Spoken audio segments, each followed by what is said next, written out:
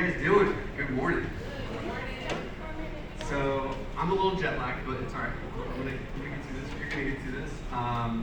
So real quick, my name is Kevin. I am a developer relations engineer at Edge and Node, which is they created the Graph, which is a decentralized middleware for Web3, and you guys are gonna play around with that a little bit today. I'm also a developer advocate for Scaffold in what's called the Build Guild. We're also going to talk a little bit about that, what the Build Guild is. But it's basically a group of developers that help support the Ethereum ecosystem. And the Ethereum ecosystem obviously is a blockchain, right? Decentralized application protocol. I'm also a photographer and filmmaker, so you'll often see me at events shooting photos. So a little fun fact about me: this is my contact info, so you guys can get that. It's basically got my Twitter and LinkedIn, or however you want to connect with me. Open book. I really love teaching people and onboarding people into Web3, and so that's my goal today, is to really give you guys a little bit of a foot in. By the way, who here is somewhat familiar with Web3, some of the concepts? So it's generally a newer concept. That's good. Everyone has a little bit of experience there, or at least understands some of the concepts. I'm going to dive a little bit into it at the beginning. The way I'm going to do this is we're going to do kind of a hands-on learning where I'm going to go through and show you some stuff, and then there's a GitHub link that I'm going to give everybody that has all the steps there. So the idea is that you can try to follow along, but all the steps are there, so if you do fall behind, it's okay. And I'm going to be here to answer questions and help you guys get set up. The most important thing is that you need Node.js. You need the newest version. I would recommend it for 18 or higher. Because everything, a lot of the tooling around Ethereum revolves around Node.js. And you need Yarn Package Manager. You need the newest version. Don't have an old version if you're running Linux. Looks like we have a lot of Macs. We might have some Windows machines here too. I'm not the best on the Windows machines. I used to be a Windows expert. I run a Mac. So I'll try to help you guys if you have issues on Windows. But those are kind of what you need. You also need Git. So obviously you need to be able to check out the repositories. And then Docker. So Docker is what we're going to be using to simulate the graph locally. Everything we're going to be doing for the most part is all local stuff. So we're going to be deploying an application locally, a blockchain locally, the graph locally, all in Docker. And so you then can take your application to the next step. I have this, but it wouldn't go on actually. Okay. So the general thing we're going to do is we're going to set up scaffold leads first. I'm going to give you a demo of kind of how it works, just show you a little bit, tinker around a little bit. Then we're going to talk about Solidity by Example, which is a great learning guide. And then we're going to install MetaMask, which is a browser-based wallet for your web browser. We're going to talk about Speedrun Ethereum and how you register there after you get your wallet installed. We're going to attempt to do Challenge 0, which is the very first challenge of Speedrun Ethereum. You can think of Speedrun Ethereum as this kind of set of challenges that you go through. And after you get through the third challenge, you get invited to the Build Guild. So you can actually start becoming a member of the community. And then we're going to set up a whole different branch of Scaffold Leads.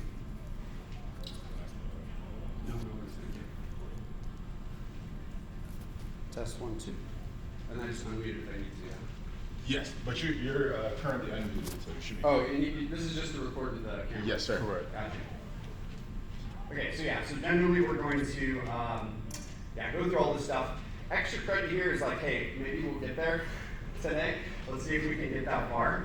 But if not, all the steps are outlined in this blog post that I wrote on how to do that, those last two steps.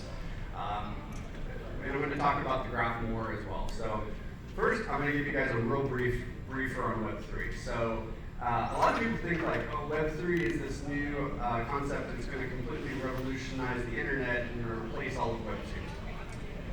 That's not the case. Web3, it has certain use cases, but the concept is, I was sitting in my hotel room last night and I'm how can I kind of relate this to the path to Web3 from Web2?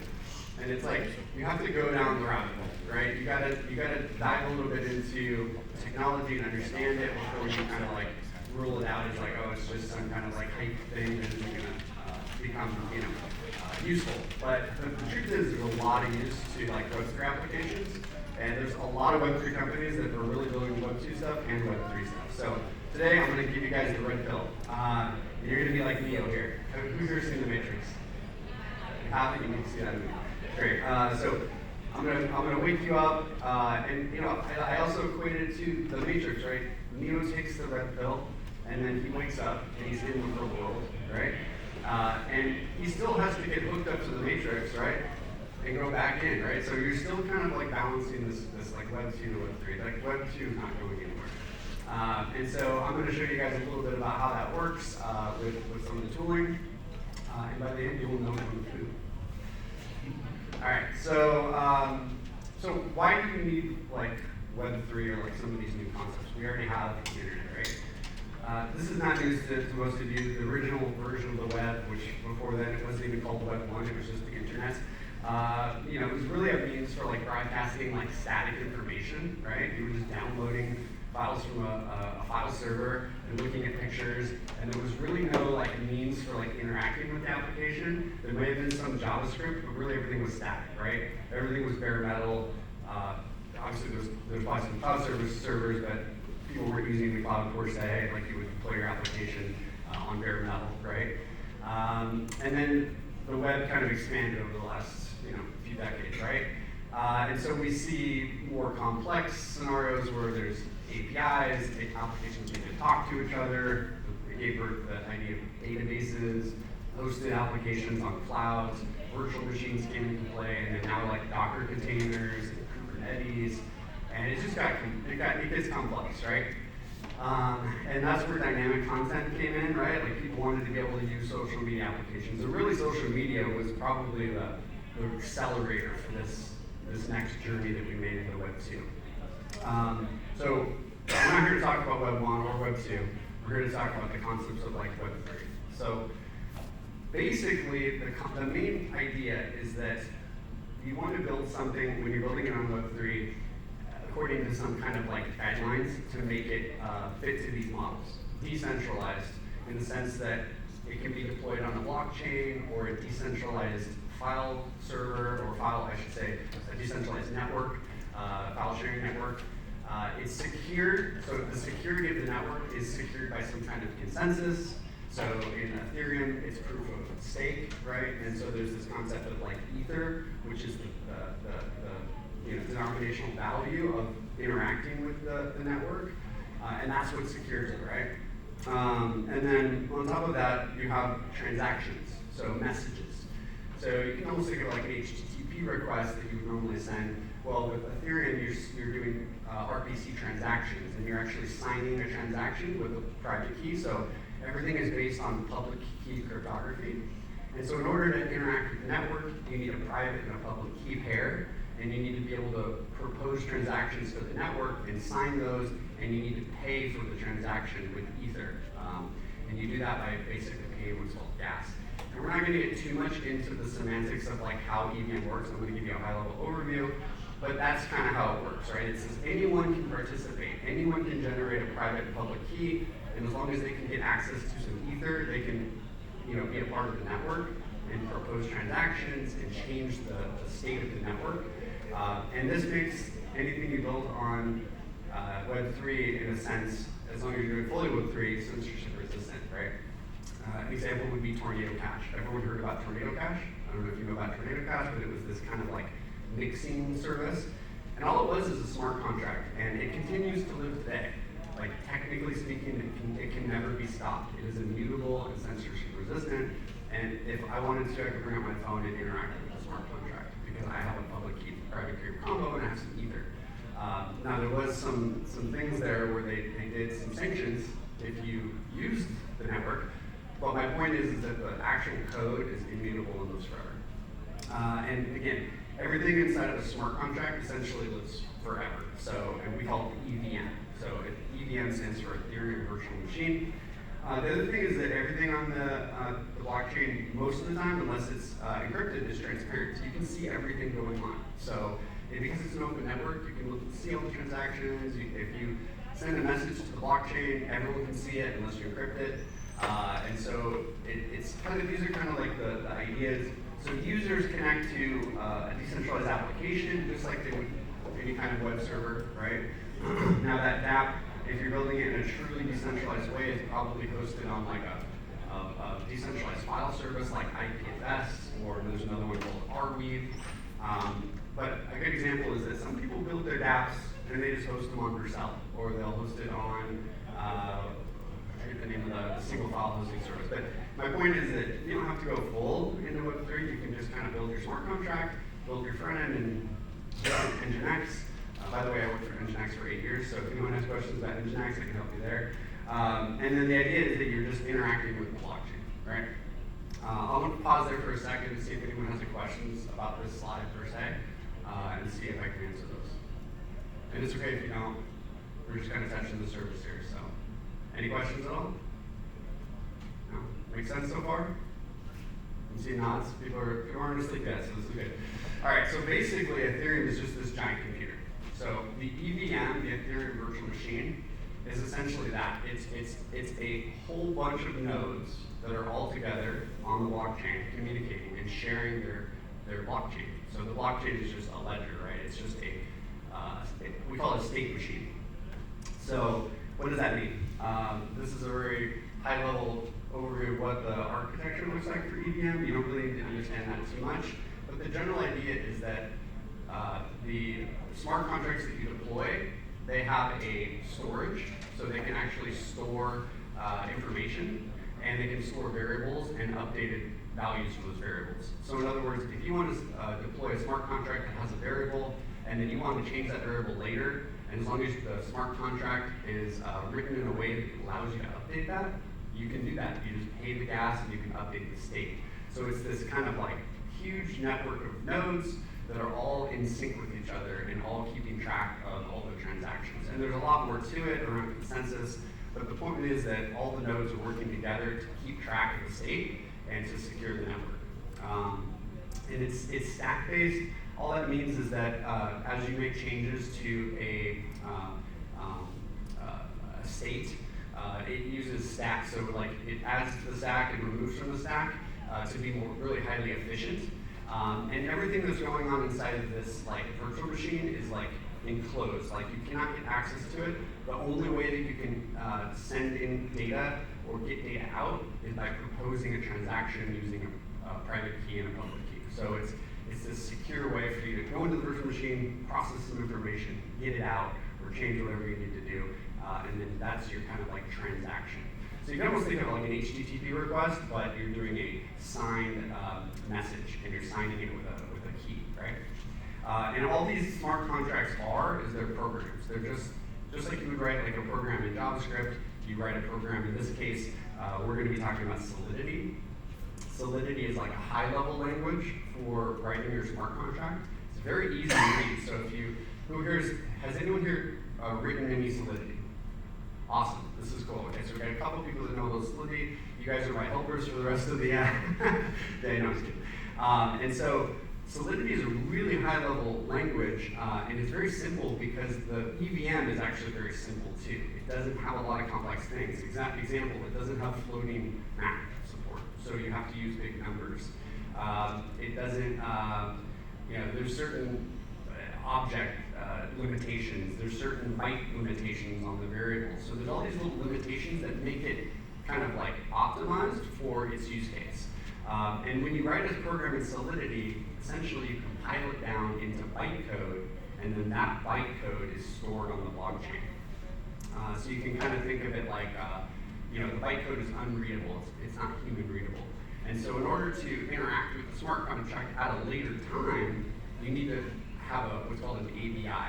And we're getting a little into the semantics, and I'm going to go into a little bit more, but an ABI is how you interact with the smart contract. So it's kind of like a map that says, okay, I have a smart contract deployed, what are the functions available, what are the variables available, what do I need to pass into each function? It's kind of like a manifest of how I interact with it, and it's very easy to read, and we'll get to that in a second. Any questions about this? No? When you said state, are you saying states like transaction, or is that two different things? So transaction is like when you actually like propose a transaction to the network. So like let's say I'm Alice and I want to send Bob 1 Ether. I could propose that transaction, and that's the transaction. And when I do that and it's executed on the virtual machine, that is the state that changes. So you can think of the state like a balance, right? Like kind of like your checking account, right? So that's one use case. There's other variables you can create, and we'll get into those. But there's all sorts of different variables you can do: integers, unsigned integers, strings. You can change a string, whatever. That's a good question.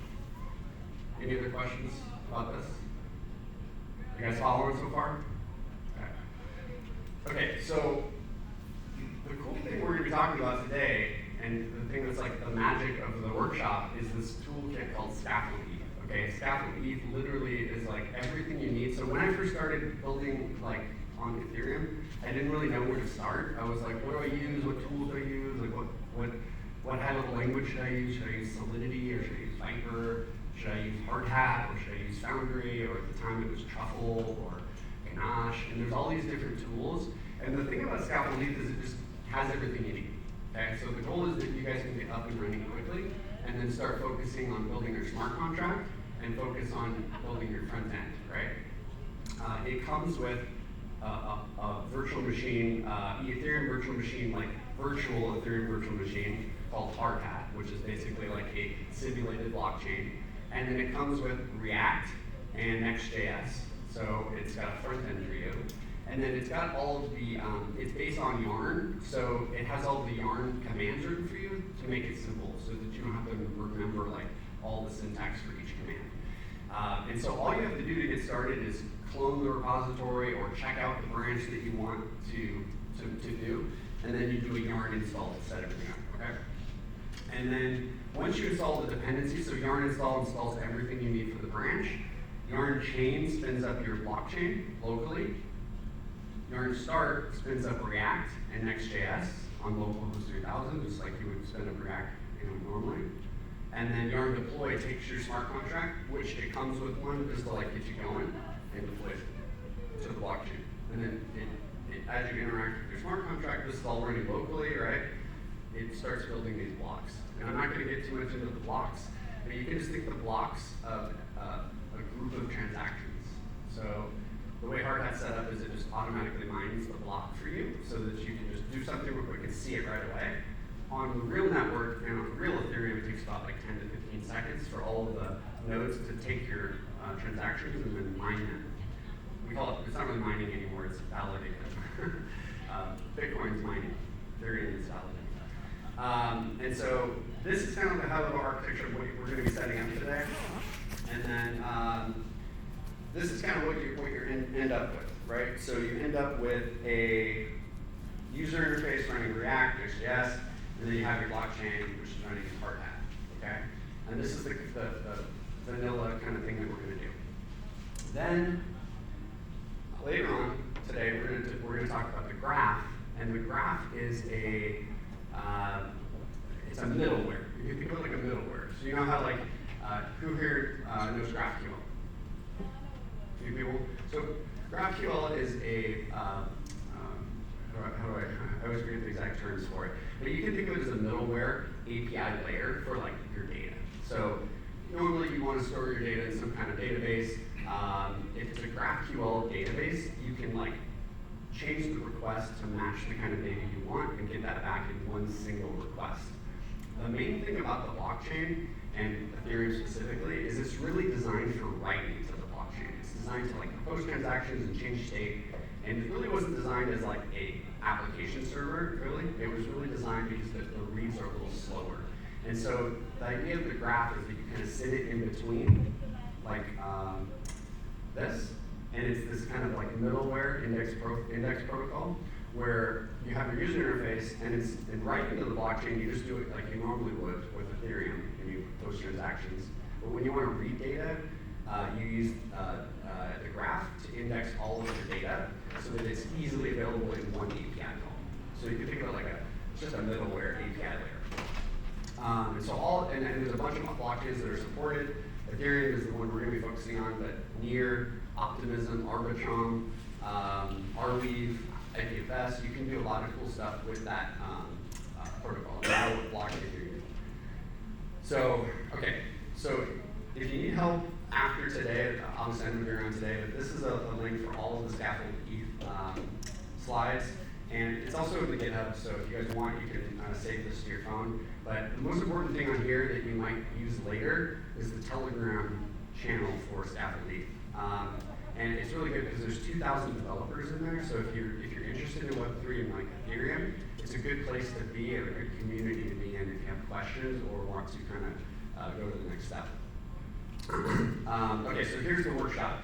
So if you guys can bring this up on your laptops, so go to github.com, kmjones1979/se2-graph-workshop, where you can scan this. And go ahead and pop that up. Just a couple minutes here.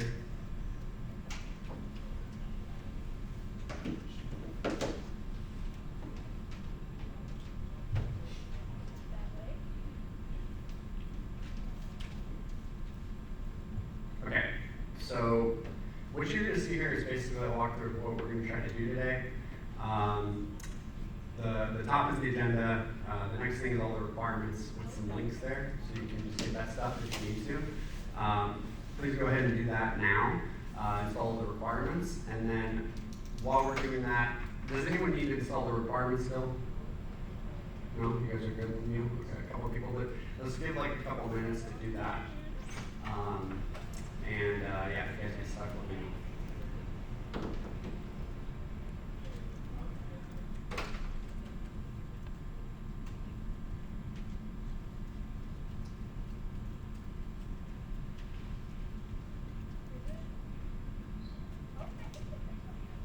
Everyone's got the link, right? We're good? Anyone still need it? No? Okay.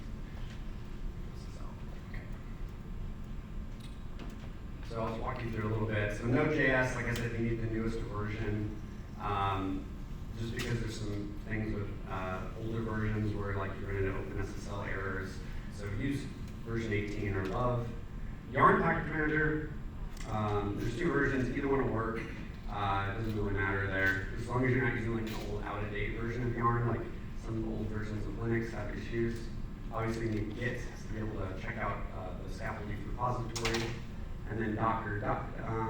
Docker, I don't think I need to really explain Docker, but basically Docker's just going to allow us to spin up some containers that are going to have a Postgres database, a graph node, and then something else, IPFS node. So the graph kind of uses those three things to kind of keep the data synchronized across the network.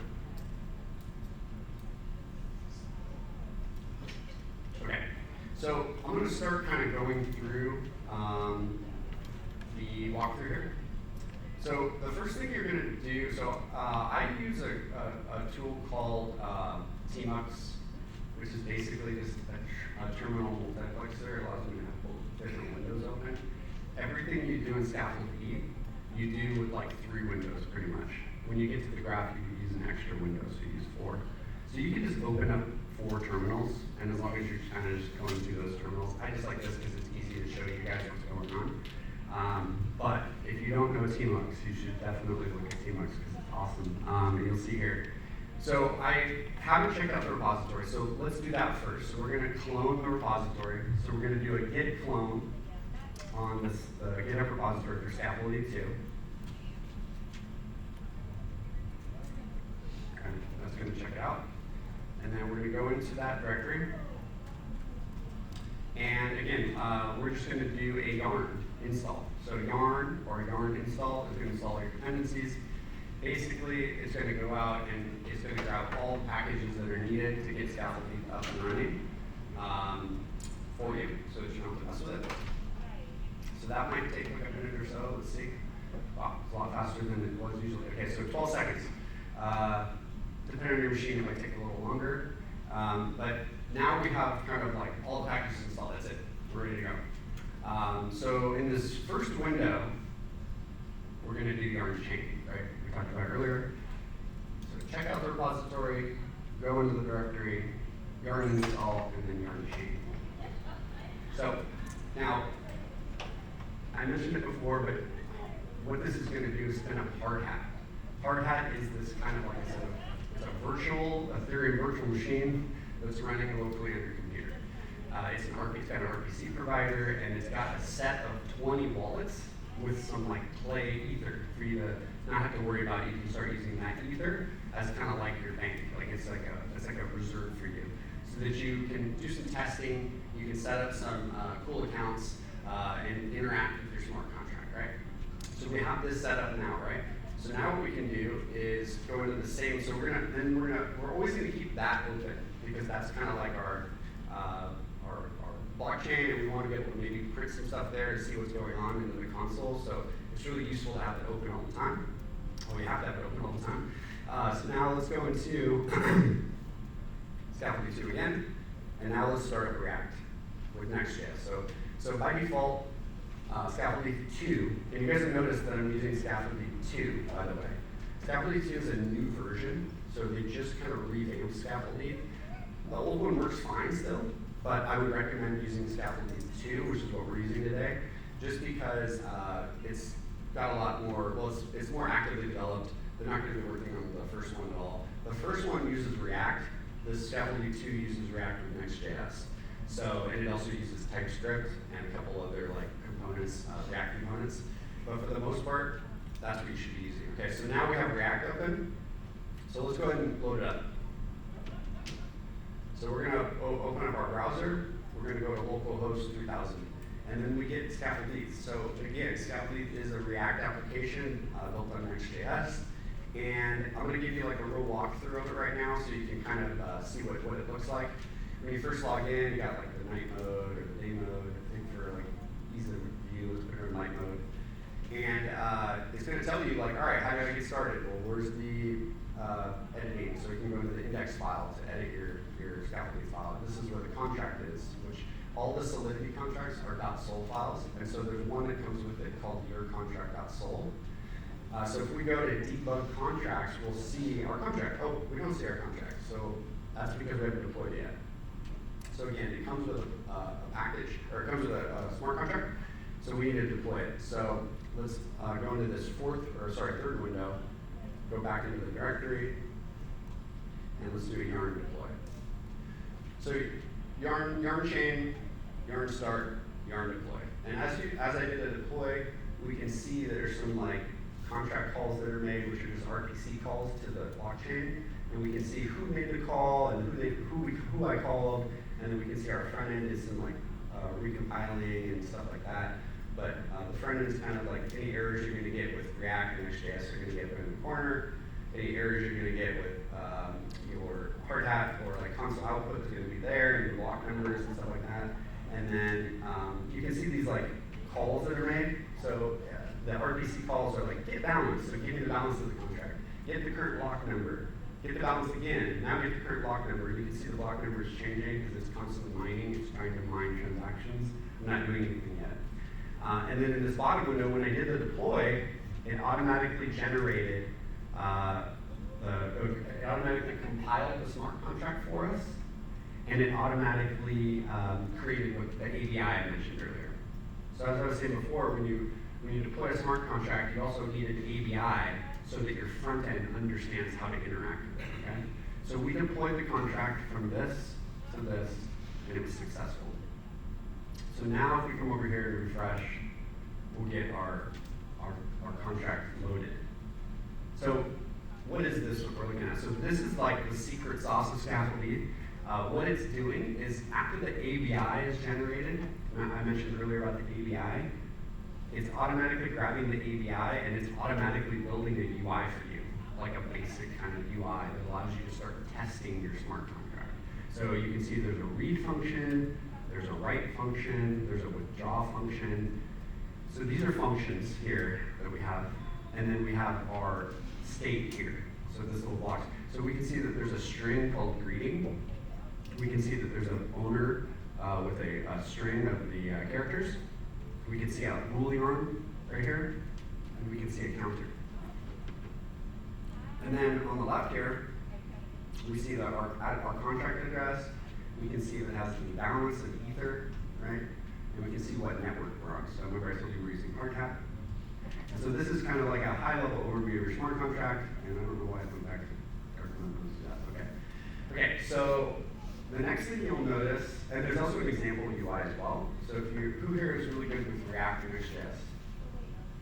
Anyone? You guys messing with that? Okay. So it already has some stuff written for you so that you can see how you can interact with the blockchain using the provider and getting information from the blockchain. So example would be there's this kind of like button where you can like change the green to whatever you want. And there's a counter which shows you the counter, it's getting the counter state. There's kind of like a little thing here, and it's refreshing automatically. But for the most part, we're going to be in here, the good contracts today. Anyone having issues at all getting to this point? Still working? Oh, the internet? Internet kind of slow, or the install? Okay, sorry. Yeah, it does take. I usually do it ahead of time. Yeah, I'm kind of surprised mine went so fast, honestly. Are you guys? What network are you guys on? You guys on the Western Conference? Yeah. Yeah. Everyone's downloading packages right now. Like everybody's install these packages. Okay, so well, that's okay. While you guys are doing that, I'm going to give you guys a real brief demo and walk through how it works. I don't want you guys to feel like you have to follow along with what I'm doing, but I want you guys to see what I'm doing and how I'm doing it so that you can kind of understand these steps. They're not in the, so if you've been following along, or if you're going to follow along in a little bit, we did the git clone, we went into the directory, did a yarn install, we did a yarn chain, we did a yarn deploy. In the last terminal, we did a start, and we started the application. So the steps are not in here. I'm going to add these later of what I'm going to do. It's not part of the workshop, but I just want to give you like a high-level overview of how scaffolding works.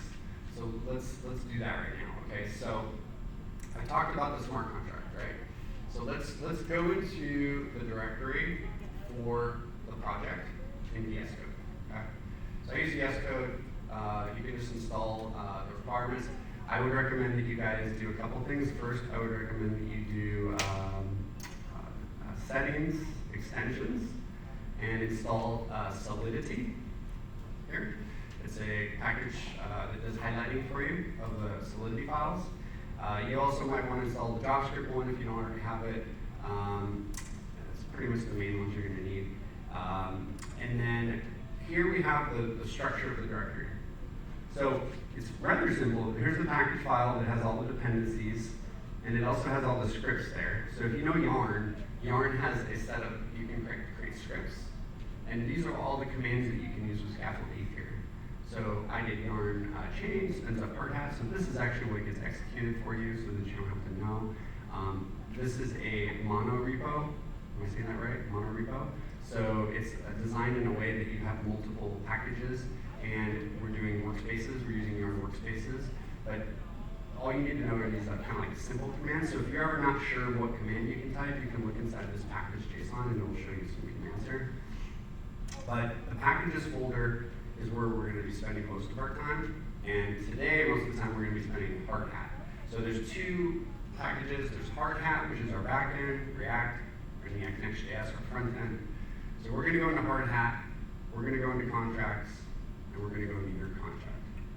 So what do we got here? So let's move this over a little bit, and let me kind of, that's really hard for me. Okay, that's okay. I'm going to walk you guys through it line by line. So this is a smart contract.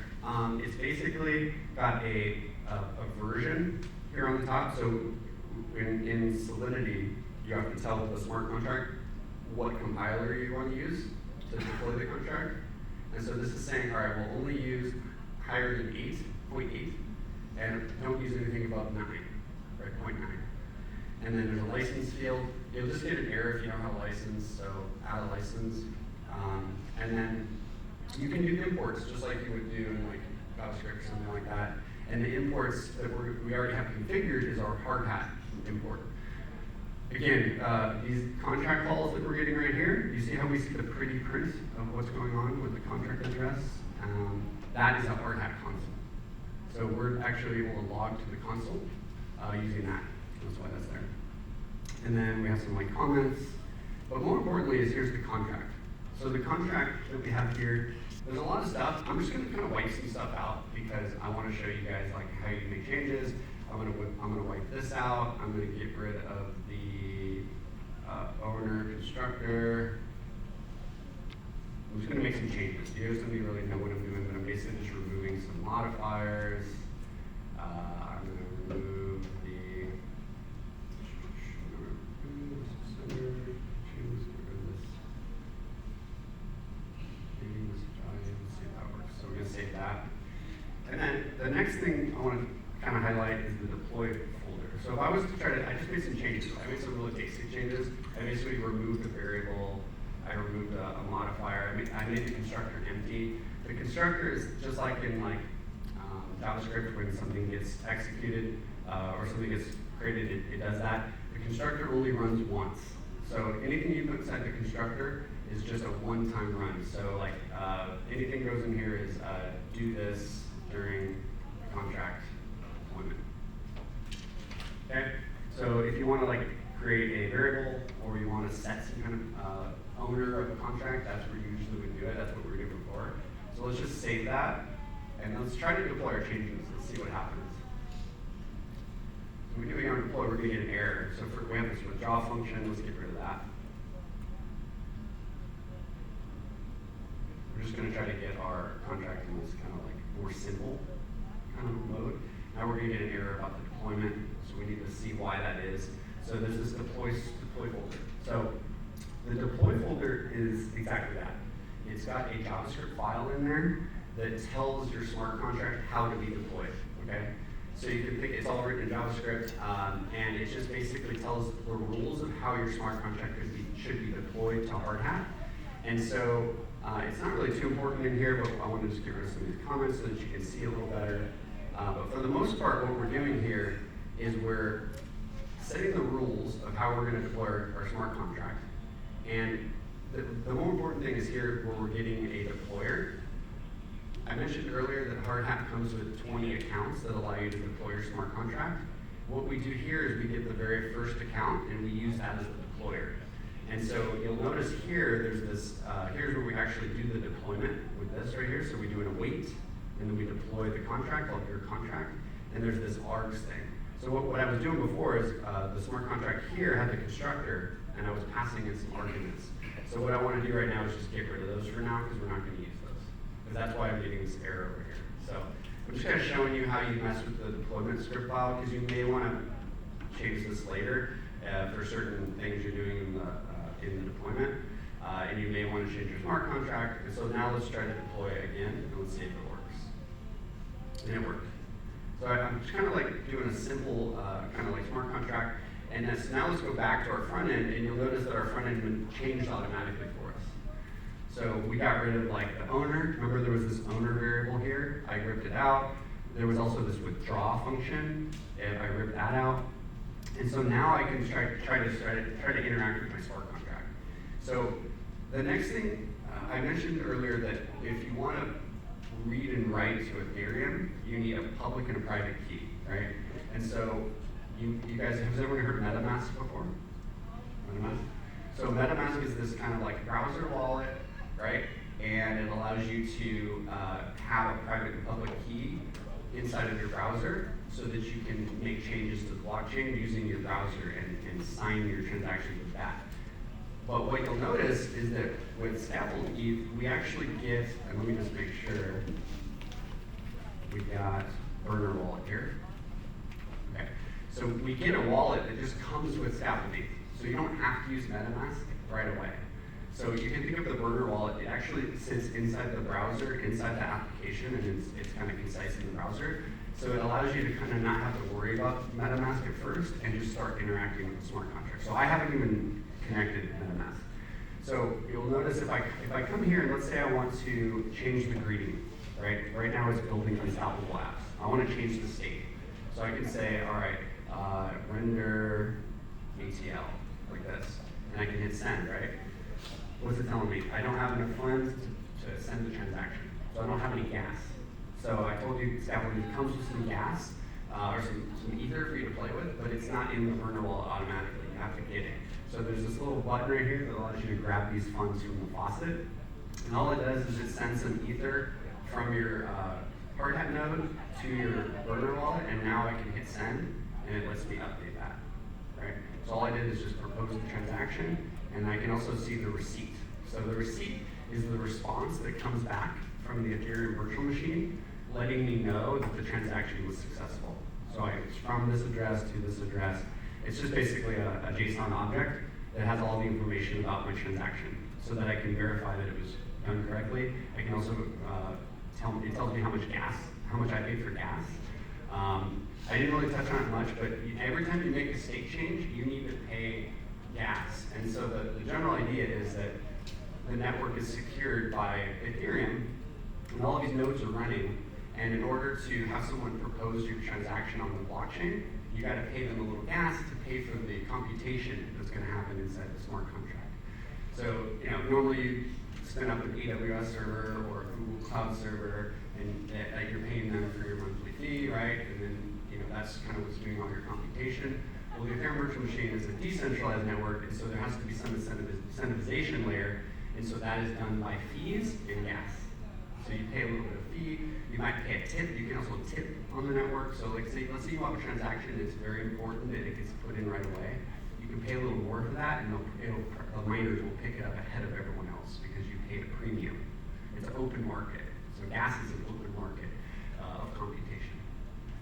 And so, to deploy a small state change of a couple bytes, it's probably not a big deal. It's not a lot of gas. Maybe $1, maybe less, maybe 20 cents. I don't know. It's actually not in dollars, it's in Ether, but you get the idea. You're basically paying this gas. So this gives you the receipt, and then we can see that our things change. So if we go to the UI, now we'll see that our UI is adapted automatically as well. We see the counter went up, so it went from 0 to 1. And we could also make the change here if we wanted to, like Kevin's here, a little like this.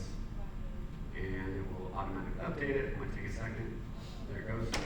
So, you'll notice this button here is a little different than what I did here. Here I just changed the state manually using the debug contract tab.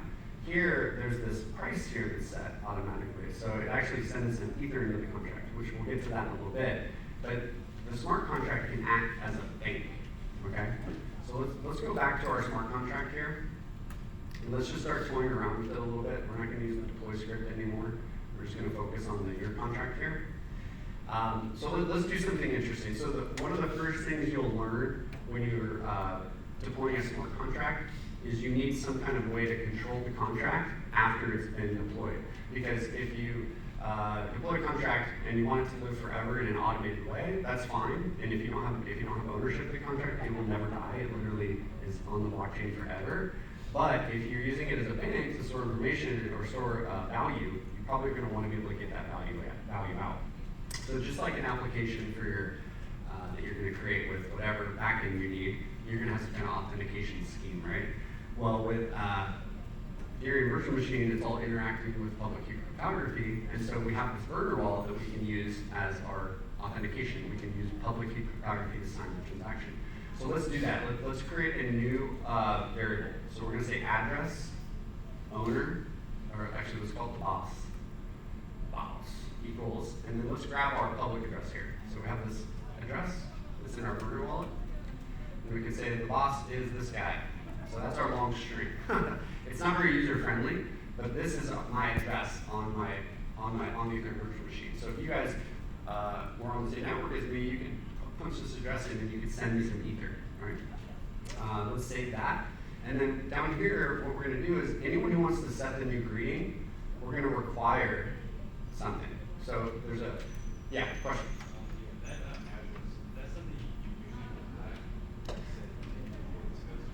Good question. So the question was, is that an address you want to hide? No. So that's the public address. So you want to hide your private key.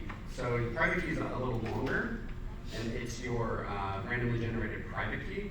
And so quick lesson. So public key cryptography, the concept is you have a private key and you have a public key.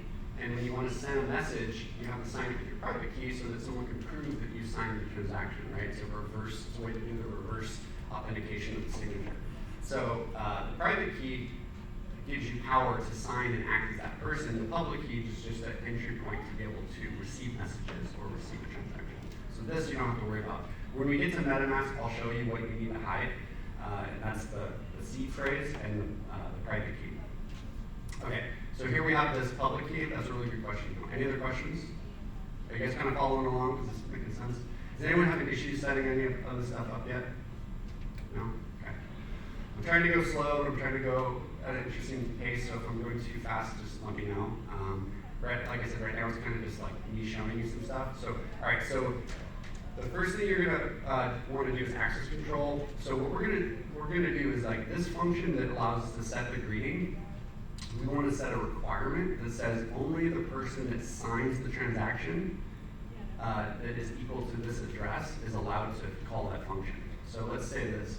So you have access to some variables at the time that the transaction is sent inside of Solidity, and one of those is called the message.sender. Okay? And the message.sender is the person who's calling the function or sending the message and signing the transaction, the public key of that person. And then the boss is what we're trying to check for. So we're saying, all right, this message.sender needs to be the boss, otherwise not the boss. Something like that. And then close it off. Okay? So let's save that and then redeploy. And now what we're going to be able to do is let's go to a new window. So let's go to new incognito window. Okay? And then let's go, let me just kind of open this so you can see. Let's go to localhost 3000. Now what you'll notice is we got a new burner wallet. So here I have this one that's kind of this like green, yellow, purple blocky dude. And then in my incognito one, I got this solid purple guy. It's a new address. So I can do the same thing. Get some funds from the faucet, go to debug contracts, come over here to greeting and say, I am not the boss. And hit send, and it's gonna give me a message, I'm not the boss. So I kind of created a access control rule for this function. So that's your kind of like first thing, right? All right, maybe you want to control a function. We're gonna use that later, but that's not quite interesting. And if I come over here now, I can say, well, I am the boss on this one, and it works, right? Because I'm essentially the owner of this contract. But that's not a very interesting smart contract. Usually if you have a function that you want to control, it's usually because it has some kind of monetary control, like you need to go with job funds, which we'll get to in a sec. But for the most part, you're going to want to make the contract a little more interesting. So let's do something a little different instead. We're going to go into, let's get rid of this owner variable, or the boss variable. Let's get rid of this requirement statement. And let's instead do a different requirement. So let's require that the message.value is equal to a price that we're going to set. Otherwise, pay me no money. Like this. So what we're going to say is, all right, the person that's sending it doesn't matter. Any sender that interacts with this function can send it, but the value needs to equal a price. So let's set that price. So let's go uint. So unsigned integer is anything 0 or above. Real quick note on variables, like they're limited by byte size. So 256 is the largest size that you can, 256 bytes that you can store in a variable, at least an integer, unsigned integer, or an integer. If it's an integer, it can have a negative value. If it's an unsigned integer, it's only positive value, 0 or positive. So we say unsigned integer, public, price, and equals 0.01 ether, like this. So you notice we're using ether now. So ether, a real quick note about this, ether is a denominational value of Ethereum. So 1 ether right now is like almost $2,000, right, on the main net. We have a lot of ether, so it's worth nothing. But for the most part, ether in its high value is that certain value. So we're saying 0.01, so this is about $20. We'll just say it's $20 of ether. Ether has a debate because I've never. We don't use floating point math in Ethereum. And so we have to take our denomination and we have to break it down into decimals, essentially. Or not decimals, what am I thinking? A smaller increment. So 1 ether is times 10 to the 18th power in what's called, times 10 to the 18th power in Wei. So Wei is the smallest denomination, right, of ether.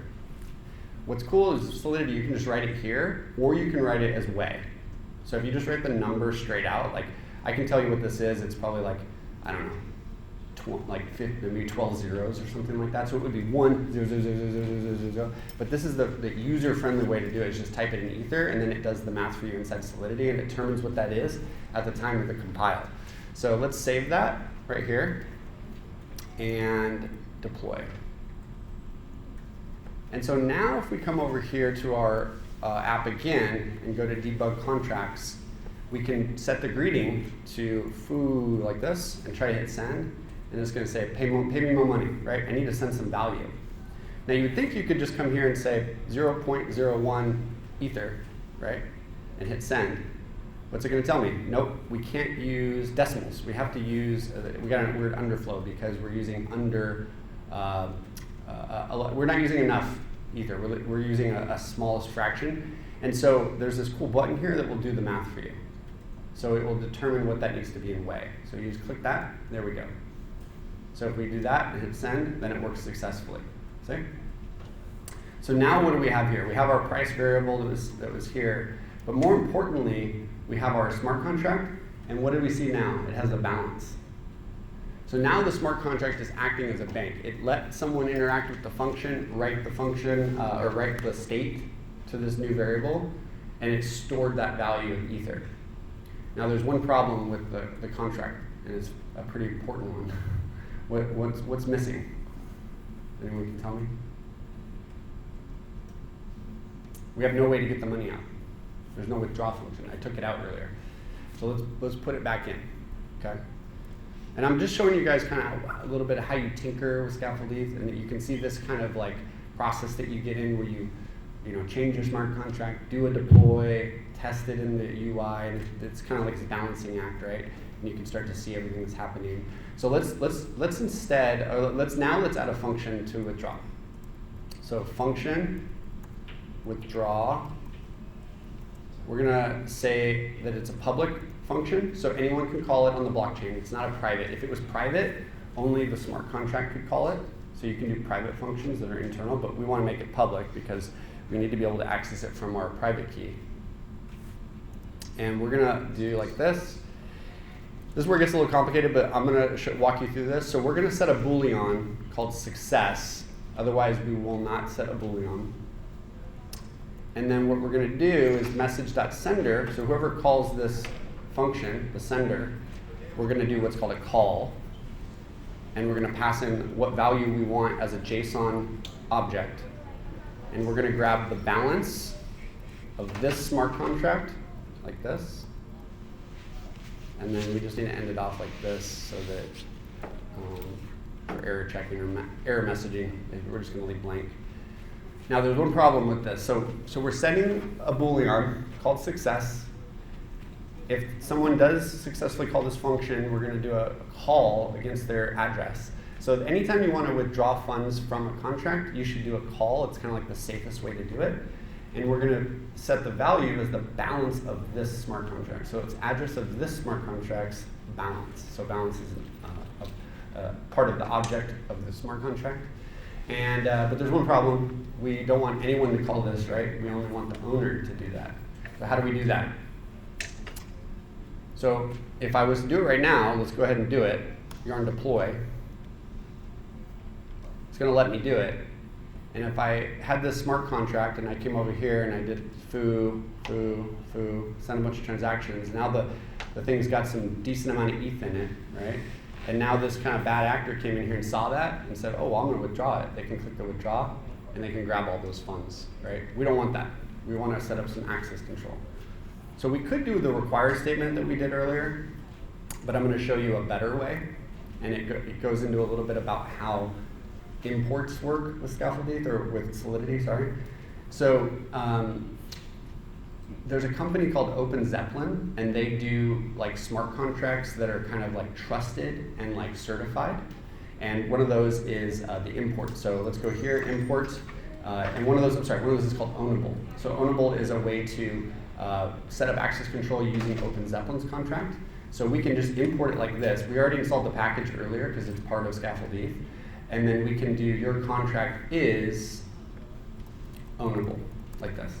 And so what it's saying is that our contract's going to get deployed, and then it's going to import all of this functionality that comes into this Solidity file, which is available online. If you just go to ownable on OpenZeppelin GitHub, it'll show you it. But it's got a bunch of functions written for us. It's got a bunch of variables, it's got modifiers, it's got a lot of code written for us that we don't have to reinvent the wheel. So you can think of it as like a thing. So let's save that, and we're almost done here, and then we're gonna go into actually you guys doing some stuff. So I deployed, so that worked, but now we need to set up the modifier. And here we can just do only owner like this. Save, redeploy again.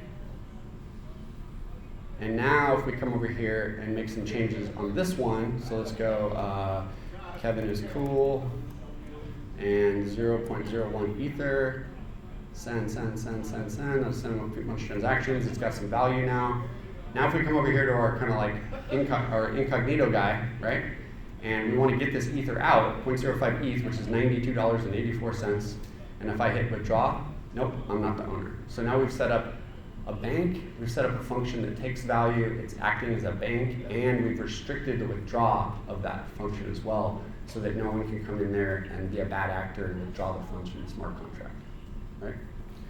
One more thing I just want to show, and then you guys can start toying around. So the last thing is, we have this price, right, that we set. It's right here.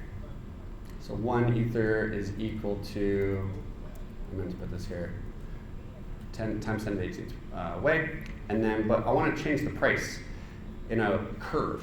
So next thing you'll learn with smart contract is, especially if you're looking at like DeFi, which is this concept of like decentralized finance, is you might want to like have a function in your smart contract that has a curve.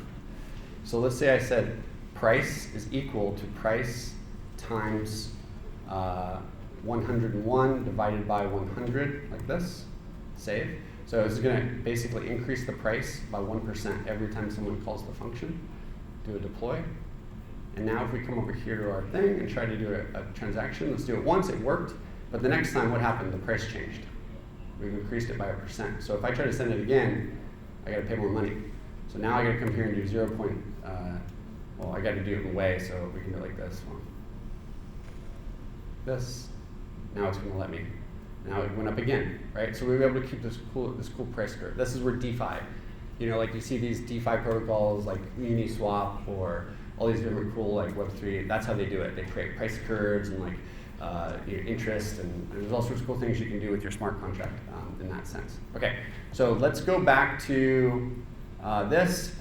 So that's a demo. If you guys want to kind of go through that, you guys can, but I want to just make sure everyone's up and running first. Is everyone up and running? Is everyone having issues getting scaffoldies going? No? You are still? So we got one person. Okay, so I think that's a good, like, a brief overview. Let's try to get you guys up and running. Do you guys want to take a 10-minute break?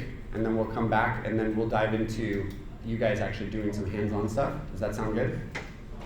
You guys down for that? Okay, so be back by 11:10. Or sorry, yeah, 11:10. And then I'm going to help him, and then if you guys have questions during the break, I can help you. Okay, done. Okay, finally. Okay, so it's the same kind of thing. Yarn chain to spin up the hard hat chain. Yarn start for the,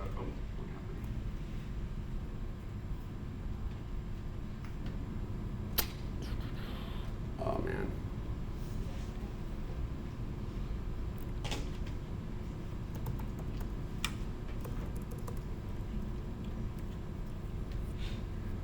Oh, my other chain's still up. So if you're doing your this, make sure you drop down the other chain. So I have the other chains. You guys can close those out for now because we're not gonna use the old repository for the graph stuff either, so that's okay. So just stop your old chains and stop your old Next.js, and we're gonna be using this one now. So let's try that again. Yarn chain, and then over here yarn start. So it's the same thing. Yarn chain, yarn start. But we're going to get a different UI because it's the old version of Scaffold ETH. It takes a little longer for React to start, as I mentioned before, and then we're going to do our yarn deploy. So it's the same steps. Everything's the same. The UI is just going to look a little different. Okay, so our contract was deployed. React is still starting. There it goes. And now it's up. Okay. Now, this is the old version of Scaffold 8. It's okay. It's got the same kind of concepts. It's got the debug contract folder. It just looks a little different. Now, we'll see that our contract is a lot more advanced because it's an NFT contract. Okay. By the way, I just want to briefly touch on what an NFT is. I know people are like heard the term NFTs. I think everyone kind of understands the idea. But when it comes to the actual Ethereum side of what an NFT is, it's just a smart contract, right? It's a contract that has functions. It allows you to, the main difference is that Ethereum is a fungible token.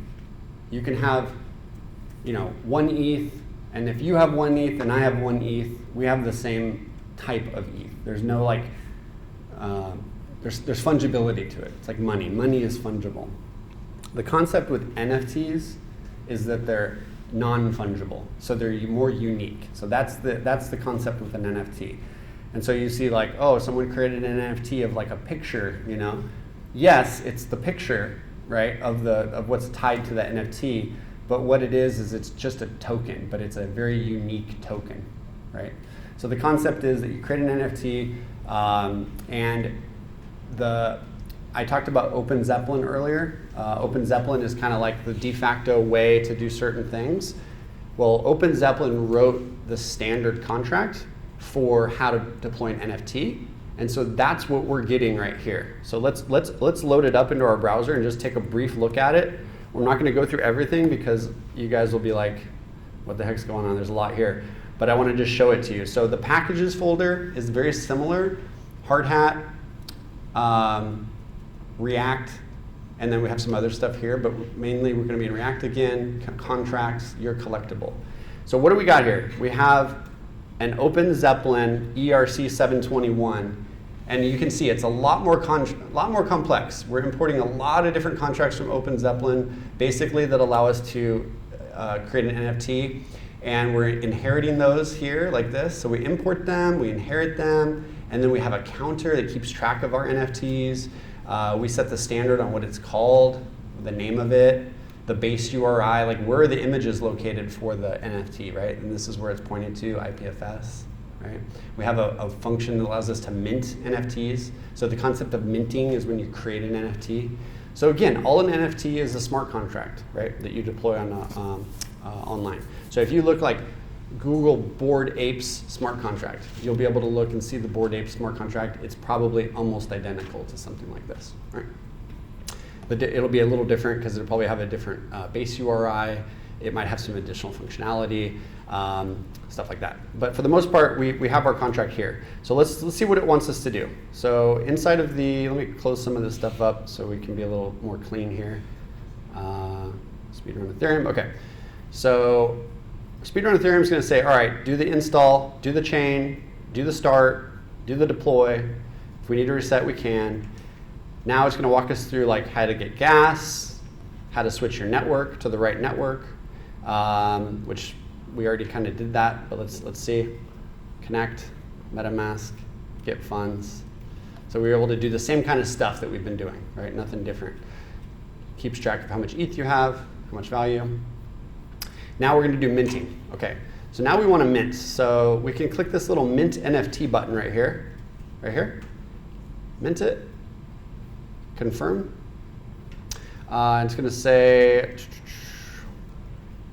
I think it's going to want us to switch the network. Let's see.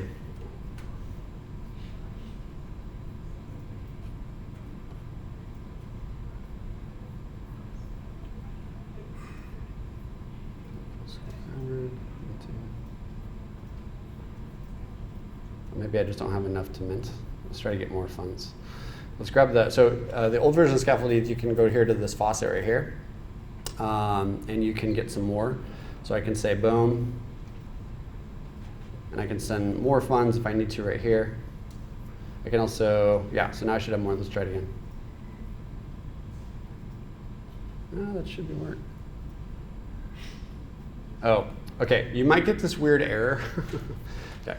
So I talked about it briefly, but your browser MetaMask extension keeps track of your transactions with what's called a nonce. So the reason why we like to use burner wallets is because there's no nonce issues, there's no nonce errors. So you might have to come in here and go to settings and go to general. Actually, it might not be general. Let's see, advanced. Advanced reset, I think. Here we go. No. There we go. Clear nonce data. So if you get an error about the nonce, clear it out, and then go back here and try it again.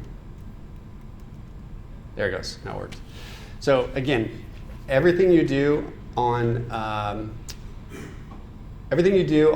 your wallet is kept track on the Ethereum virtual machine with a nonce. So you start out with a nonce of 0.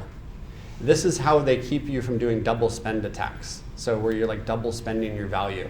It's kind of like if you have a dollar in your pocket and you tell someone, oh, well, go buy me a coffee, and then you tell the other guy to go buy me a juice. They're all both going to go get it. When they come back, you're only going to have $1. It's the same kind of concept. Is you do a nonce, and that nonce is your first transaction, so that you can't do a second transaction before that value is depleted from your account. So that's the best way to think of a nonce. So again, if you get the error, go in there and just clear your nonces. This is why burner wallets are very useful for like developing locally, because you don't have to worry about it. On a test net, you don't have any control over the nonce because it's all on the network. Or on a mainnet, it's all on the network. Okay, so you can see I minted an NFT, and I just got this like little rhino. So this is an NFT, and I could, if I wanted to, come over here to like a new incognito window, go to localhost 3000, and I could take this new address from my other one, and grab funds, get this, and then transfer that over to this person doing a transfer. Confirm, send it over, and now I've transferred this NFT to this burner wallet, because I've actually taken that asset. It's just like if I had Ether and I transferred the Ether, but we're transferring the NFT. Okay, so let's just recap real quick. So you've done all the normal stuff you do with Scaffold ETH, but then you get some gas from the faucet. If you need to reset your stuff, come up here, go to settings, go to advanced, clear your activity tab data like this, if you need to. And then come over here and just mint an NFT. Just click the button. Everything's happening in the background. It's proposing a transaction, minting you an NFT, and it's giving you this kind of like random thing. And you can mint as many as you want, and then you can use those to like trade them around. So it's a very simple example, but it does show you kind of like how the NFT works, and it kind of shows you like how you could do it manually by going into your collectibles. But what I want to get to now is deploying to a testnet. Now you guys, in this case, we're using Sepolia, which is it's a test net for Ethereum. I don't expect for you guys to be able to do this because you guys are going to need gas, but I do want to show you guys how you can do it. There are, if you go Sepolia faucet, Ethereum, there's a lot of faucets online. So let's just go to this first one, Sepolia faucet. You can grab your address from Hardhat or from MetaMask like this. You can paste it in here. It wants us to log in so we can get it. Let's do that. Say I'm not a robot. Choose the bikes, hit verify, and send me some ETH. And it's going to send me some Ether. So again, like Hardhat, we have tons of ETH. It's like our test net, our local net. But when we get to a test net, we need to be able to use the test net. So they give away ETH because they want people to test the network. And so there's a set amount of ETH. So I just transferred some. So let's see if it's available already. Let's go over here. Let's switch to Sepolia. There we go. So now I have 0.5 Sepolia ETH. So you guys can just go to the sepoliafaucet.com if you guys want to do this and follow along. And you can put in your address here. This one, it requires that you sign up for Alchemy. Alchemy is I mentioned it earlier, they're like a Web3 provider that provides you access to the blockchain. You don't need to really mess with that much, but you just have to create an account there and it'll give you some free ETH, okay? So let's do it. Let's change the network first of all. So everything we've been doing is through Hardhat. now we're like, all right, we have our smart contract, we've built this NFT, and we want to deploy it to Sepolia so that we can tell all our friends to test it, right? So we can come into the hard hat config file, which is inside of packages, hard hat, and go to hard hat config. And we can change the default network from localhost, which is what we've been using for hard hat, to Sepolia, like this. So Sepolia, like this. You could also use Goerli if you wanted. Goerli is another network. Sepolia, there's a lot more ETH available. There's a run on Goerli ETH, so Sepolia is the preferred one because it's easier to find a faucet to get the ETH. So use Sepolia, I would recommend that. And then the next change is we want to generate an account. So we've been using these hard hat accounts that come with hard hat. The thing about the hard hat accounts is everyone has the same accounts. So all on your guys' laptops, you guys have the same private keys and public keys as I do. So you don't want to use that key to push your contract to the public blockchain because someone's just going to steal your contract and your ETH. Okay? So it's best practice to generate an account that you're going to use as a deployer. So let's do that. Yarn run generate. So it tells us here to do a yarn generate. Yarn generate, yarn run generate, same thing. Now, if we look in our directory, you'll see right here, there's a new file. It's our new deployer account, and that's the address of the account. I'm gonna click it. No one steal my funds, but it gives us the passphrase. So remember how we generated a passphrase with MetaMask? It's the same thing there. We're generating that passphrase. So now that I have the deployer account, what I'm gonna do is I'm gonna fund it. Okay, so all I need to do is get the address of it, which if I do yarn account, it's gonna tell me what it is. So here it is. So the cool thing is there's two different ways you can do this. One is you can just grab the address like this and send some ETH there. So I'll do that right now. I'll go to my account right here, and I will say send ETH to this address. And how much do I want to send? I have 0.5, right? So let me send 0.1. So I'll send 1/5 of my ETH to my deployer account. It's going to ask me to confirm. Now it's pending. It takes about 10 to 15 seconds. Now before we were using hard hat, right? Everything's local, it's fast. But we're using a testnet now, so there's actually, I just proposed a network change to the test network. Everyone needs to come in consensus and approve that. So over the next 10 to 15 seconds, everyone's going to say, all right, well, this guy over here wants to send some ETH to this account. Let's update his balance. Does he have the funds? He does. Okay, cool. Let's propose the change and change the state. And so again, there's this kind of like wait period, right? So it should happen soon. Sepolia is a little bit of a slower network. Mainnet Ethereum, it takes about 10 to 15 seconds to do a transaction. There it goes. Now it's sent. So now I only have 0.4 ETH. I've sent that account funds to here. So if I do yarn account again, I can see what my balance is on Sepolia. Now I have it right here, 0.01 ETH. So yarn account will tell me. It also gives you this cool QR code. So if you're really savvy, you can have a wallet on your phone. So like I'm using a wallet called Punk Wallet here. I could also send some ETH from my Punk Wallet by scanning this QR code on my phone and sending it there. So there's all sorts of interesting ways you can send the ETH, but I just did it from MetaMask because it is easy. So now I have a deployer account, Now I have a deployer account. Now I want to push this smart contract to the testnet because it's still local. I'm still running it local. So all I need to do is do a yarn deploy. So I can do it two ways. I can come over here and change my hard hat config, which I did, to Sepolia, and I can do yarn deploy like I would normally do. Or I can do a yarn deploy -- network and specify the network. Okay, but we already changed the config, so let's just do yarn deploy. So again, before we would just deploy this, it would be real fast, right? Now we gotta wait. So we're gonna take this contract, there it goes, it deployed, 7 seconds, not bad. So now our contract is deployed to a testnet. And if we grab the address right here and go to Sepolia Etherscan, which is Etherscan is like keeps track of all your transactions for the blockchain and search. we'll see that here's my contract. It's been deployed. It was just deployed 22 seconds ago. Cool, right? We did a testnet transaction. We deployed it from our computer to the thing. So the next step is to ship our front end. So it's going to tell you, all right, well, now you need to go to the React app and change the target network. So everything we've been doing is kind of hard hat related. Let's go into React. Let's go into source and go into target network. So I think it's in app.jsx. Yep, here it is. So network, so right now it's set to localhost. Let's change this to Sepolia, like this. Save it, and then refresh our front end. Where's it at? Here it is. Wrong network. There we go. Now I'm on Sepolia, right? I'm on the test network Sepolia. I've got my MetaMask connected. You can see it has a balance of 0.4 because we already have it injected. And now I can mint an NFT on Sepolia. Confirm.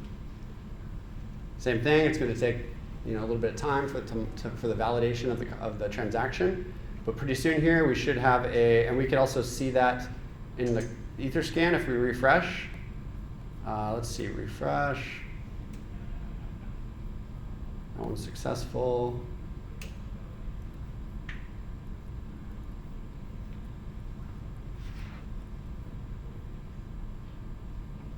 Sometimes it takes a little longer.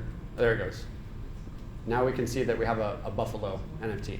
So I've deployed my contract to Sepolia. I've changed my front end to point to Sepolia. I've minted an NFT on the testnet. Now if we hit refresh, we'll see that transaction. Here it is. So here's the transaction. It was successful. It has 3 block confirmations, so people have confirmed it. And there, now I have an NFT on Sepolia. If this was mainnet, I could have a mainnet NFT. So now the last step is to take our app, our front end, and do a build. So you can do, there's a couple ways you can do this, but basically you want to take your front end and you want to put it somewhere, right, so that your friends can use it. So there's a built-in command. What Yarn build is going to do is it's going to take the React app and it's going to optimize it and create a deployable file. And then you can just deploy that JavaScript and HTML and CSS to whatever web provider you want, right? There's a built-in command that I'm going to do here in a sec called surge. Are you guys familiar with surge.sh? Surge.sh is like a free hosting provider. It allows you to do static file hosting for free. So I'm just going to, in a second, I'll just do a yarn surge, and it will give me a public URL that everyone here can go to and interact with my smart contract at that point. You can also do yarn IPFS, which is the interplanetary file system. This is all part of the rabbit hole. As you start building on Ethereum, you'll learn this stuff. If you really want to build your app decentralized, you want to deploy it to a decentralized network for your files, for your front end as well. And so IPFS is a good way to do that. You could technically do that with our yarn IPFS, but I don't have it configured. But we're going to use Surge, so let's do Surge. So it made a build for me. Let's do yarn Surge because it's easy. It wants me to register, so let me do that. Kevin@edgeandnode.com. Password, let's make one. And it's going to tell me, all right, Goofy Kiss, Goofy Kiss Surge.sh. That's a good one. I haven't seen a good one like that in a while. So it's just taking my project, uploading it, and now you guys can all give me a Goofy Kiss. All right, so we go goofykiss.surge.sh. So now my front end is deployed. I've got it connected here. I can connect MetaMask with this version, sign it, and I should be able to see my NFT after I connect. There it is. And if you guys went to goofykiss.surge.sh and you had some testnet ETH, then you could mint an NFT as well. So I've built a decentralized application. So now we're at this point where we want to take our project and make sure it's passing. I haven't touched on this yet, but there's testing framework in Hardhat as well. So all I have to do is do a yarn test, and let's see if it passes. Did it work? Yarn test. So my contract's deployed, minting works. It's trying to propose a transaction for me. So there's a built-in test that verifies that your contract's working. Every build of Scaffold ETH comes with a test already written for you, so it passed. So we know now that my contract's good, it's deployed. So now all I need to do is verify my contract. So in the realm of Ethereum, when you're deploying a smart contract, you want to make sure that people know what your contract's doing. Remember what I told earlier when we first got started, I talked about how your contract is compiled down into bytecode, so it's not human readable. So if someone was to look at this right now and go to the account and see, well, let's take a look at the contract. Here it is. Where's the contract tab? Contract. Oh, it did already verify it. That's weird. Oh, it's because I verified this one before. Normally this would not be here. But because I've gone through and did this with this account before, it's already verified. But that's okay. The idea is that you always want to verify your contract so people know what your contract has done. So when you verify it, what it does is it sends a copy to Etherscan. Etherscan compiles it and makes sure that the bytecode that is on the blockchain matches how they compiled it with the version of Solidity you're using. If it matches, then it puts it online so that everyone can see it in an open source way. So it's trustworthy. So that way, if I want to interact with the board 8 contract, I can go there, look at board 8, and I'm like, oh, okay, this is what the contract's going to do. All right, it looks secure, it's safe. I'll put my ether in there and get it 8, right? And so that's the concept: is you want to verify your contract. So we've already done that. So we want to get validated on our challenge. So we want to flex that we've deployed our NFT. So let's submit the challenge, okay? So let's go to submit challenge. Let's put the URL here of our goofy kiss. And let's put the contract URL, or the contract, what does it want? It wants the contract URL, yeah. So here it is. So we grab this right here, paste it in, hit submit, sign, challenge submitted. It's submitted a few seconds ago. Let's refresh. It might take a sec, but it's going to automatically grade it for me. And in the back end, there it goes, it accepted. So now I've finished the first challenge of Scaffold ETH. So there's 2 more, and then I'll get into the build guild, right, with this account. Okay, that's the walkthrough. Why don't you guys go ahead and do that? We're running behind schedule, but that's okay. I was trying to go slow so that people could follow along a little bit. We might not get to the graph stuff, but maybe I can at least walk you through the graph stuff at some point here. So why don't I give you guys like a 10-minute break, and you guys can work through the break if you want. And then when you come back, if you guys have issues during the break, I'll help you.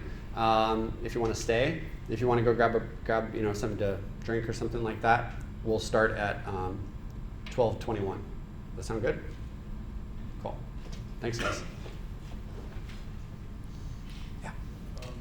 So when I tried the cheat, I got an error. And also, my MetaMask is making the hard back. Is it running? Oh, let's see. Make sure your chain didn't crash. Go to your tabs. Sometimes the chain might crash.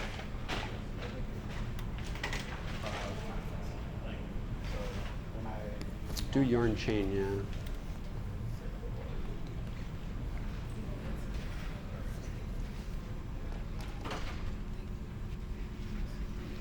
What's happening, bro? How about you?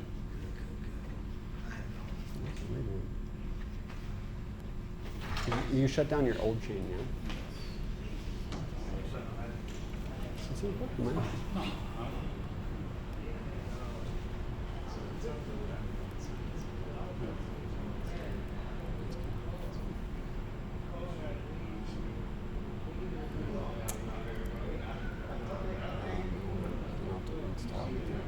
Do you want it?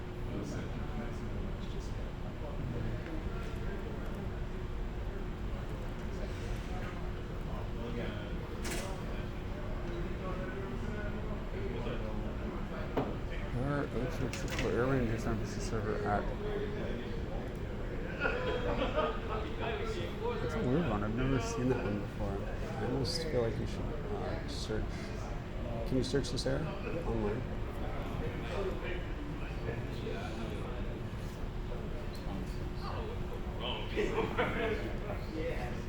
Oh.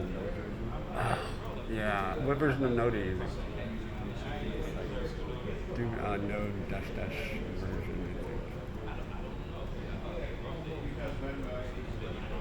Yeah, that's the right one.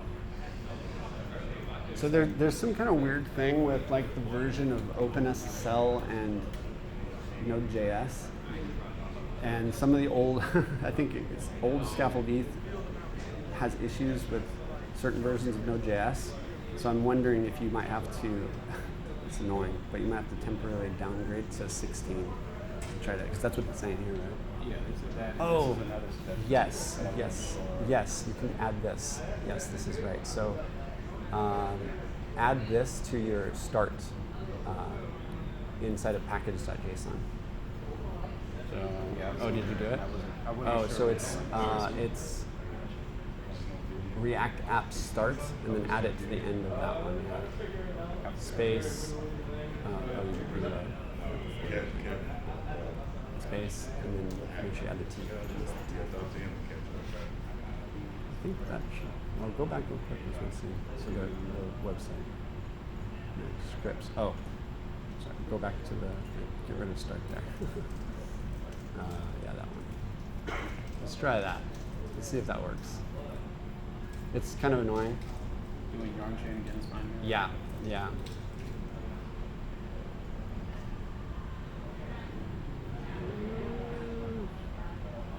It is definitely the same issue that I was having before. Go back to the web page again real quick. There's another fix, I think, if you scroll. Yeah, it's about boundary. Yeah, oh, this. So copy that right there. Yeah, grab that. Revert that change that you just did on here. Yeah, put that back to normal. And you'll save that. And then put that in your terminal. Paste that and execute it.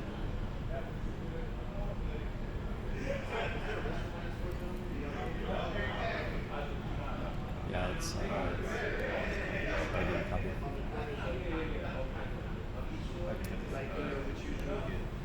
Oh, yeah.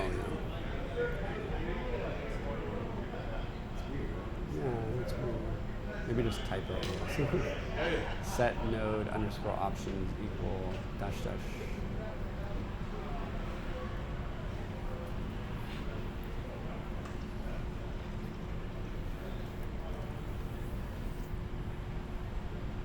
Yeah, try that, see if that works. Hopefully it does. Anyone else having issues? No? Okay. Yeah. Yeah. Yeah, so I was walking through the debug contract. So the reason why this is here is for you to interact with the contract without having to build a UI for it, right? It's just kind of like a way for you to test the assumptions of how your smart contract works. So the reason this got all populated is because we imported all of those Open Zeppelin contracts. And so these are all, basically everything in this contract is all the values, functions that you have available to you when you want to build your front end. So it's really just a way for you to like see that stuff and interact. That's right. Yeah. Okay. And so when they're asking me to check the debug contracts here, it says Just to make sure it's working. Yeah, you can actually skip all that stuff for now and just do the deploy stuff. Yeah. Keep going from there. Yeah. Not a problem, just trying to get it switched over to testnet. Mm-hmm. Oh yeah. So hard hat configs at the very top, and you changed it there. Oh, go all the way to the top. No. There you go, where it says localhost right there. you are Yeah.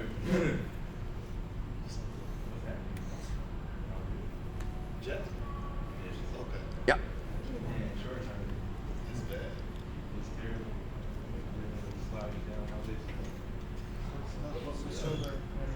Yeah. Your properties identified change. Gas price, that's a weird one. I didn't change anything in That's okay. Go back for a second to it shouldn't be a hard hat related, but refresh your browser. Hit Mint NFT again. Oh, maybe you haven't. Did you deploy it to the testnet yet? Because you need to deploy it because you switched the network. Okay, yep. Yeah, so now you gotta deploy it to, so did you fund your account? Yep. Oh, cool. There you go. Because yeah, it's still pointing at hard hat or something, so now it should work. There you go. Now we should be able to, because it's trying, what it was trying to do is trying to figure out what the gas price was, so that you knew how much you needed to pay. Because whenever you propose a transaction on the network, your wallet provider is usually telling you what the current gas price is, so that you know. Because if the network's real busy, your gas price is going to be a lot higher than it would if the network is really slow. So you don't want to overpay. I mean, you can overpay, you'll get it refunded to you, but you can't underpay, because then your transaction would fail because you run out of gas. So you can almost think of gas like in your car. If you're going to go to Vegas from California, you're not going to make it on a full tank of gas, right? You're probably going to need to stop. Same thing with a transaction. If you're going to propose a transaction and it's going to take you that long, you need to make sure you have enough gas. Otherwise, you're going to break down and the transaction is going to completely fail. It's still getting the same error. It is? No. All right, let's see. Log out of your wallet for a second. Click connect again. Wallet connect. Let me take a look at your contract real quick too. Did you send the funds to, and it deployed successfully? Yeah. Can you show me the terminal for the deploy real quick?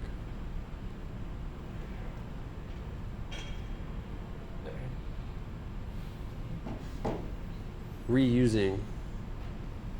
Oh, so you already, can you grab that address and look on Sepolia Etherscan and see if it actually went? Copy that, yeah.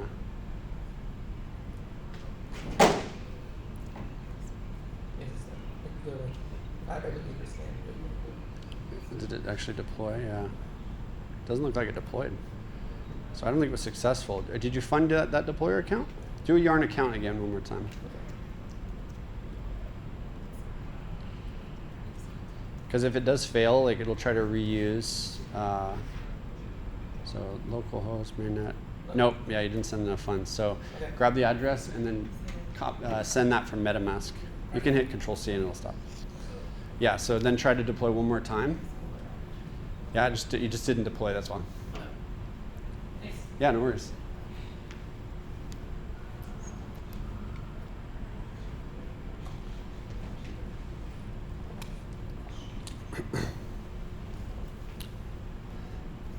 So you could actually use this pump wallet to send it to. Yeah, Punk Wallet's really cool. Yeah, so that's what I use. Yeah, the only thing is the Punk Wallet is not available as an iOS app yet.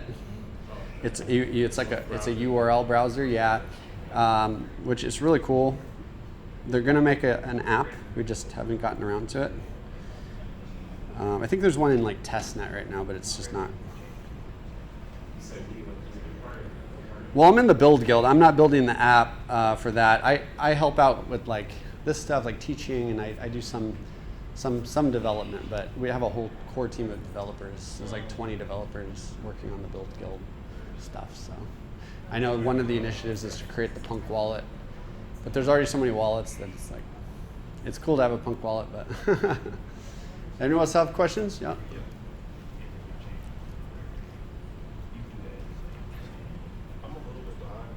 Mm-hmm. How can I switch to localhost from this UI? Oh yes, so just hit localhost. It should do it for you. Oh, that's weird. Log out real quick. Can you? Oh, you're using Brave? Yeah. Oh no, Firefox. Oh, MetaMask. Can you bring up your pins so I can see your plugins? I think you click that. Click open extension. Yeah, there you go. Okay. Oh, and then click Gorley. And then you don't have it installed. That's why. So add network. Go to add network manually on the bottom.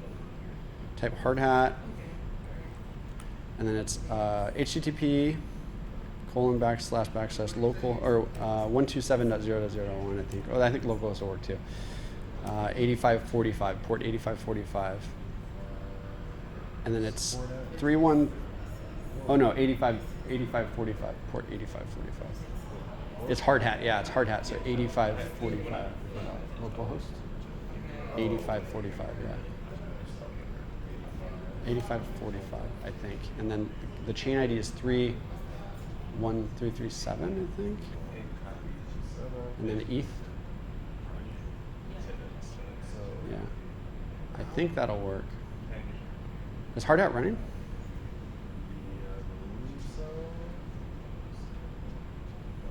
Yeah, should be running. Double check it. Did it work now? Oh, go back to your thing just to make sure it's connected. There it goes. How did that work? Like, how is that? Because the new version of Scaffold ETH, earlier because you're late, it added it for everyone, so you just had to manually add it.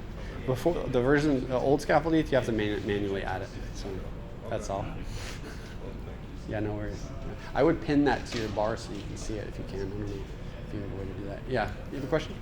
Yeah, No. I'm a little slow, but if I wanted to The deployer, yeah. Did you create an account? update it, So, oh, did you get some funds from the faucet, or do you already have Sepolia ETH in MetaMask or no? Go to Sepolia, yeah. Okay, no, you don't have any ETH. Okay, so yeah, go to sepoliafaucet.com. Copy that. Yeah, copy that address, and then go to sepoliafaucet.com. And then you have to sign up for a thing. Sorry. You have to click sign up or log in. Yeah. And then you can use your Google account. It's a lot easier. Verify you're human. And then, go back to the Sepolia faucet. Sorry. There you go. It should. Oh, it makes you do this stupid. Just say NFTs. Next. And then do Ethereum next. 0 free skip. Just put whatever. Food. Kevin.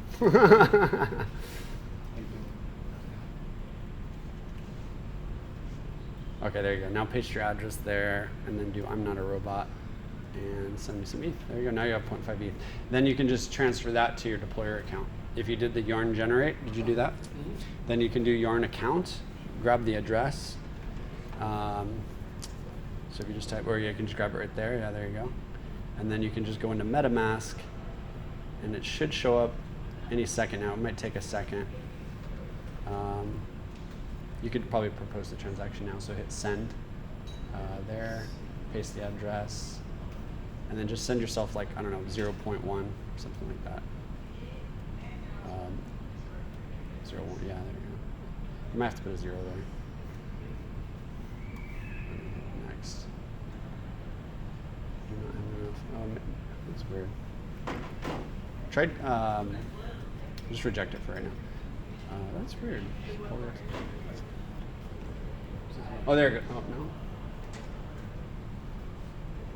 no. No, did it show up?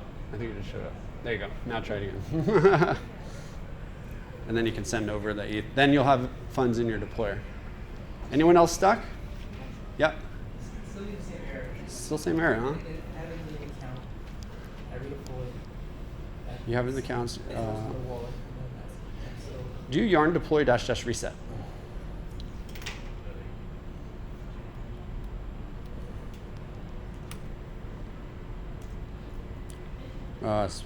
Together, yeah, there you go. Let's see if that works.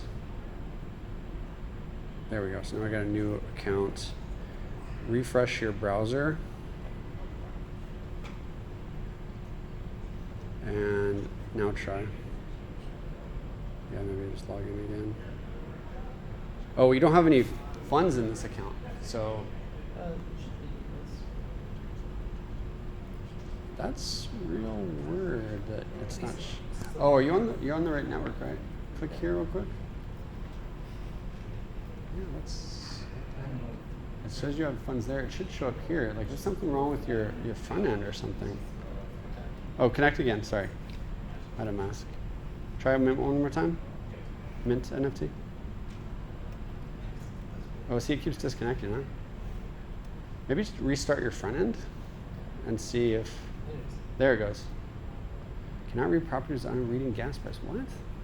That's so weird. Let's start over. That's so weird. I'm trying to figure out why it's saying that. I didn't touch anything in the front In the front end at all, right? Stop the front end and start it again just to double check. Because I think maybe something weird's going on. Oh, no. It should be your window that's already up. So use your React window. That's that one, the second one. Yeah, there you go. Yeah, Control C and then just start it again.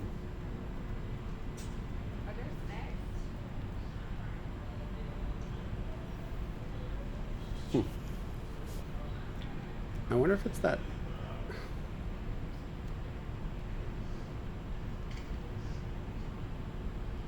You were able to get around your deploy, though. The deploy worked, right? And it's on Etherscan, right?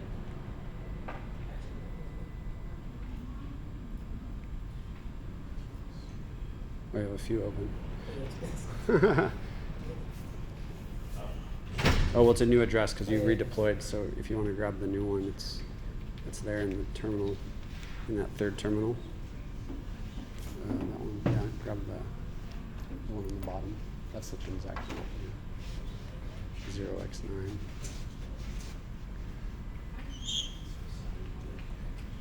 Okay.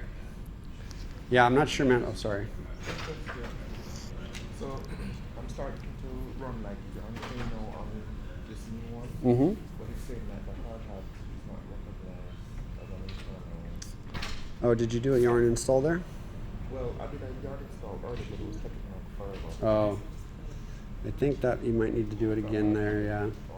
Yeah, just do yarn. Yeah, try it one more time. Yeah, sorry. Could be. So tear it down and do it again. Okay, sorry, man. Yeah, I'm not sure why it's doing that. Yeah. Why is this not responsive? I didn't do the burner while the part was already there, so. Yeah, it's not responsive. He's having an issue too. Make sure React is running one more time. That's hard hat. Yeah, it's running. Try maybe Control C and then restart it. Yarn start. Yeah. Yeah, I think the Windows machines probably are the ones having the issues because there's some kind of weird thing with Node.js. Oh, yeah, I mean, I got one running. If you have any problems, is it with like the WSL or Node specifically? Are you running if you're Linux? running Windows 10, it might be a problem too. You're running Linux, so. Docker or something? Hmm? Just try to do that, so Linux and Docker a bit. No, I don't think it'd be Docker because we haven't even gotten into Docker yet. But by the time you do it, so much up in that spot. Oh, yeah. I mean, it would work better, I think, on Linux, yeah. I mean, I always recommend Linux, right? Oh, yeah, I've been pushing that too. Yeah. You all good, or I don't have just question? Yeah, just like, so man, after learning this, Mm-hmm. like what can you implement with once you know how to scaffold that? Yeah. I'll answer that question for everyone so that everyone sees that because that's a good question. So, yeah, I'm going to cover that. So, okay, I know some people are having some issues. Hopefully, you guys can get through those. Just for the sake of time, we don't have much time. We only have like 30 more minutes. I'm happy to stay a little later too and help people if they need it, or we can always asynchronously try to figure this stuff out. But let's kind of, just for the sake of time, let's kind of keep going a little bit. Someone just had a really good question, and I think this is a good point for that. It's like, all right, well now you guys have probably successfully deployed a smart contract. You've kind of seen the value of like, you know, what a smart contract provides. You know, what can you build from here on out, right? Where can you go with like this knowledge, at least from an understanding perspective? There's a lot of links in this GitHub that kind of go into more detail that would be very useful for you. Some of it is just like curriculum related stuff, but there's a lot of stuff like how to interact with certain protocols. My idea was to try to show you guys the graph stuff. I'm going to at least talk about the graph. I don't think we're going to be able to do the demo of the graph. But for a smart contract, and by the way, there is a, let me, hold on real quick, let me pull it up here.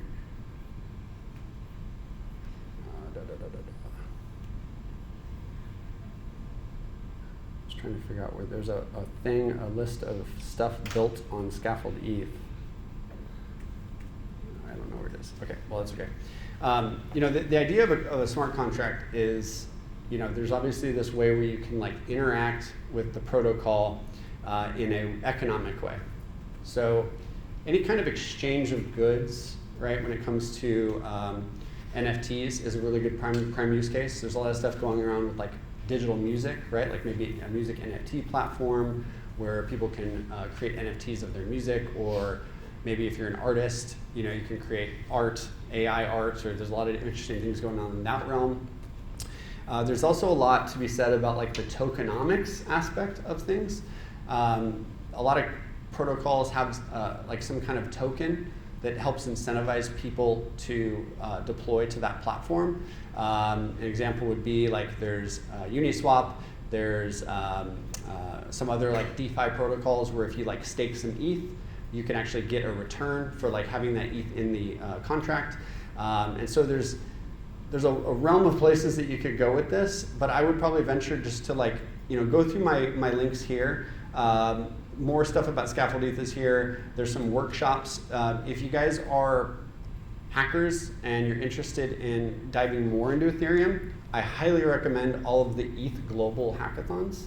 I'm pretty highly involved with that organization. They do 6 events a year, 6 hackathons in person, and they do another like 5 or 6 virtual. So if you guys want, you can partake in that. And each hackathon has a certain theme. The ones that are in person are just kind of like general hackathons. So like we just did one in Tokyo. We just did one in, we're going to be doing one in New York, Istanbul.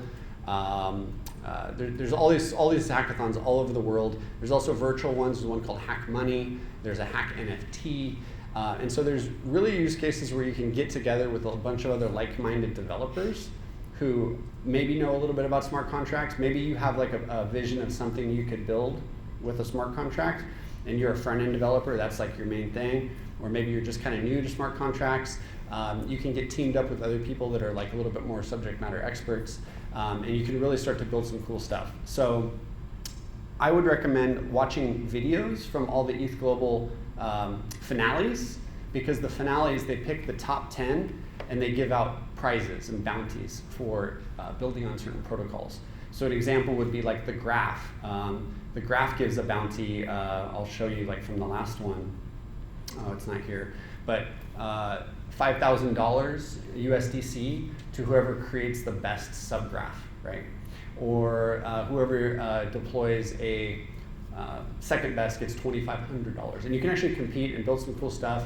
And if you go to the ETH Global finales, you'll see some of the ideas that people have, and that might kind of like spark your imagination, right, when it comes to this stuff. So definitely check that stuff out. That's a good question. Hopefully that answers your question. I'm happy to talk more about that after. Okay, so if you were able to successfully do this, that's great. If you were not, I'm more than happy to help you in a little bit. But what I would say is here, make sure you join the Discord. Sorry, not the Discord, the Telegram channel for Scaffold ETH on here.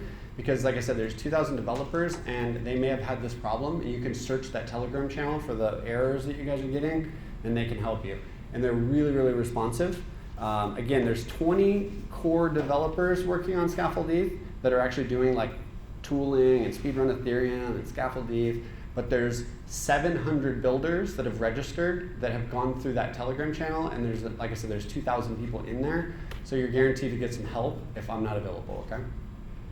Okay, I want to talk about the graph a little bit, because I just started at the graph, but I have been a graph advocate for a while. And what a graph advocate is essentially someone who's like technically sound on the graph and wants to get involved. So anyone here, if you are making this journey into Web3 and you want to start learning more, and you've kind of joined the Build Guild, the graph is a critical part to the ecosystem of blockchain applications and Web3 applications. And it's this concept that I was showing you before where the blockchain is great for writing data and keeping track of state and acting as a public blockchain. But when it comes to reading data, there's an issue with it because you have to actually go through and parse all the events, and it's not a very good state machine, historical state machine. It really is designed to give you the current value of state at this current time. It doesn't really have a very good historical record. Not to say that you can't query the blockchain for a previous block, but it's a lot of work to do it because the blocks are on top of each other. And if you wanted to go all the way back to the beginning of Ethereum and find out transactions for a wallet, you would have to go through each one and search it and parse it, and it would take forever in your front end. And so we already talked about Web3, the concept of decentralization, no servers, right? That's kind of like some of the benefits of Web3 is you deploy your application, hopefully in a way where you don't really need server infrastructure. They're immutable. And there's like breaking free from authorities. It's a funny slide. But I already showed you the basic stack is you have like a UI, is like React or Next.js. Then you have like an API that makes calls to a smart contract or some other infrastructure protocol using like gRPC. But there's one problem, like I mentioned before. The blockchain, again, it was really designed at first as just a way to transact and send values and keep track of like basic state. Smart contracts have really expanded a lot over the years, and blockchain reading data from the blockchain is a little bit of a problem because it's slow. And if you think about all the protocols that are out there, there's lots of protocols, Uniswap, Aave, UMA, Foundation, NFT, which is an NFT platform, Zora. There's all these protocols, and there's a lot of noise on the blockchain, right? There's a lot of transactions going on, and you saw earlier when I was browsing through a transaction, it's a little convoluted to get the data you want. And so if you are building a front end, and this is real code that we saw in production of someone, where they're actually going out and they're getting the balance of a specific smart contract, and they're having to kind of iterate over this loop, and each time it's making a contract call that takes a couple hundred milliseconds. So if you have a large amount of data that you're trying to read from the blockchain, it can easily take 3 to 8 or even longer amount of seconds to get all the data you need for your application. Yeah? That last slide. This one. Is there a contract between these entities? Like, say, like, if we send you something, are you going to get this? So these are all separate contracts. There are proxy contracts that you can do a proxy contract where one contract can call another contract. Right. But for the most part, these are all individual contracts, and people are interacting with them with their wallets, externally owned accounts. And so you can think of these transactions, they're not necessarily between each other, but there are contract calls that get made between contracts as well. Because you can import another contract, and you can use it, and you can do a proxy call as well. So yes, proxy, it's called a proxy contract. So it can get confusing with all this stuff going on, right? So again, if you're trying to read data from the blockchain, it's a little difficult to do out of the box, is what the point is. So this is what the graph aims to solve. So the graph is a single API for decentralized data or blockchain data. And it's based on GraphQL. So if you don't know GraphQL is this very powerful API language that allows you to create a request based on what you want to see, as opposed to having to get the whole request and then parsing it and getting rid of the data you want. It's a very, I'm trying to think of the word right now, but you can essentially decide how you want to query that's why it's called a graph query language. It's a query language for APIs. And it allows you to really just make one API call as opposed to having to do this for loop, right? You can just get the data you want in one call, and if anyone's a front-end dev, you'll know that like GraphQL is very powerful. And so the graph serves about 1 billion queries a day, so it's getting a lot of traction. There's a lot of queries from like DeFi protocols, and then also like NFT protocols, and we're growing the network to support more stuff as well. So it's a decentralized index network protocol, and I like to think of it as a middleware for blockchain data. So your front end goes through the graph. The graph is using that kind of middleware to give you reliable data from the blockchain. So something like this gets organized into these little separate buckets called subgraphs. So you can think of a subgraph as a database. You can create a subgraph, and these are all companies that have subgraphs available. So let's say you're going to build a dApp, and you want to utilize, you want to utilize Aeon Foundation, which is that second one, which is an NFT platform, and you want to see their top 10 NFTs that they've sold in the last hour, and maybe you want to like tell people about that on your app. Well, you can just query the subgraph to get all that data you want using GraphQL.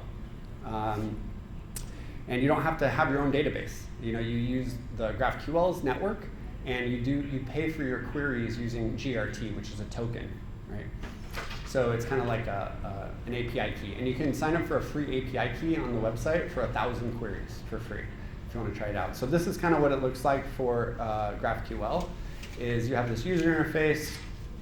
People connect through your dApp to write directly to the blockchain. But when you're reading, your events are getting indexed into the graph and being highly available on the graph network so that you can parse that information using the GraphQL API.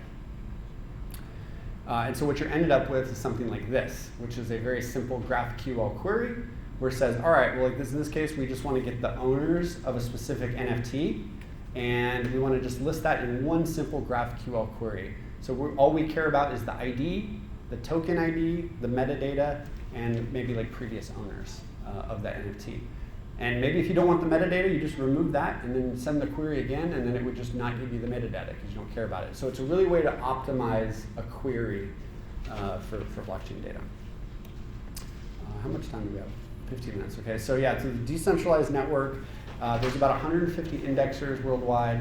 The idea is that the data lives on the indexer, so all of you could become an indexer if you wanted to.